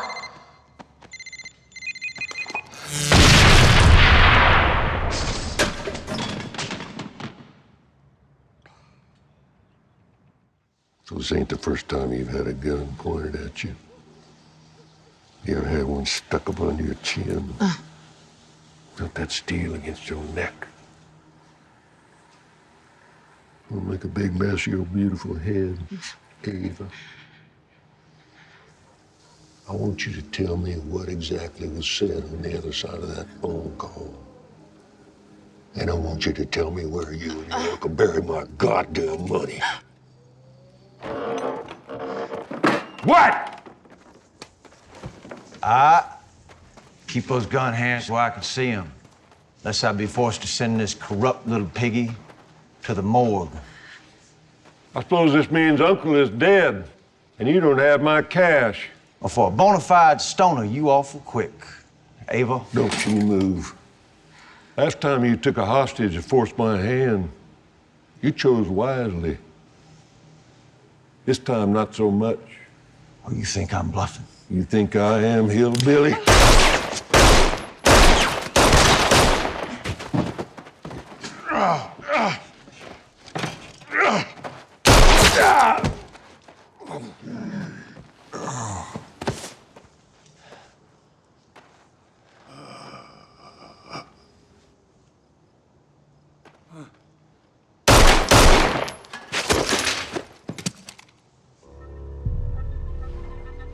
I wouldn't do that.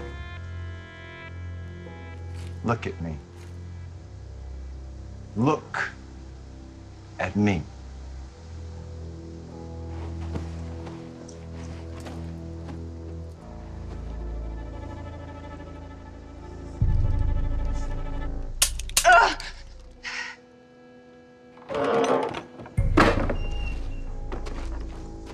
God damn, Raylan, your timing sucks.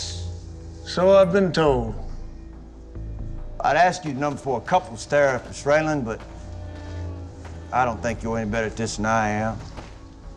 I don't suppose that's your blood on you there. That please you? Somebody show up, do your dirty work for you? Well, boy, I don't care how it gets done. As long as it gets done. Well, I guess in that case, you ought to pick up where we left off in the woods, Raylan. There is another way. What's that?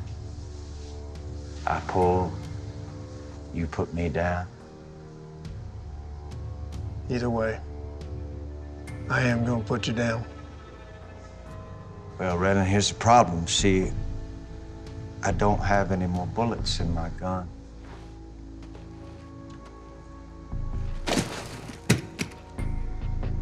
Try that one.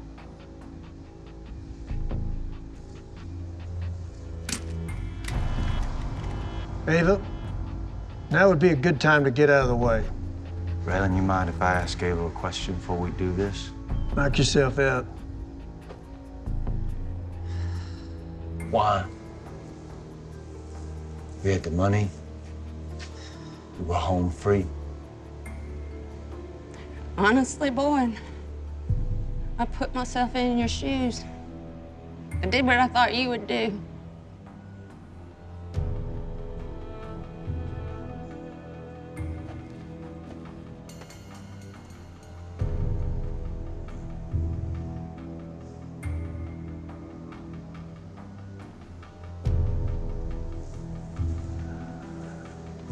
I ain't doing it, Raylan.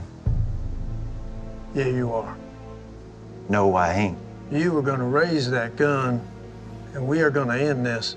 Raylan. You stay out of this. I ain't gonna pull on you, Raylan. So you go and do whatever it is you're meant to do. Because someday I am gonna get out. And when I do, I'm gonna kill her, Raylan. And then I'm gonna come and I'm gonna kill you. So what's it gonna be, Raylan?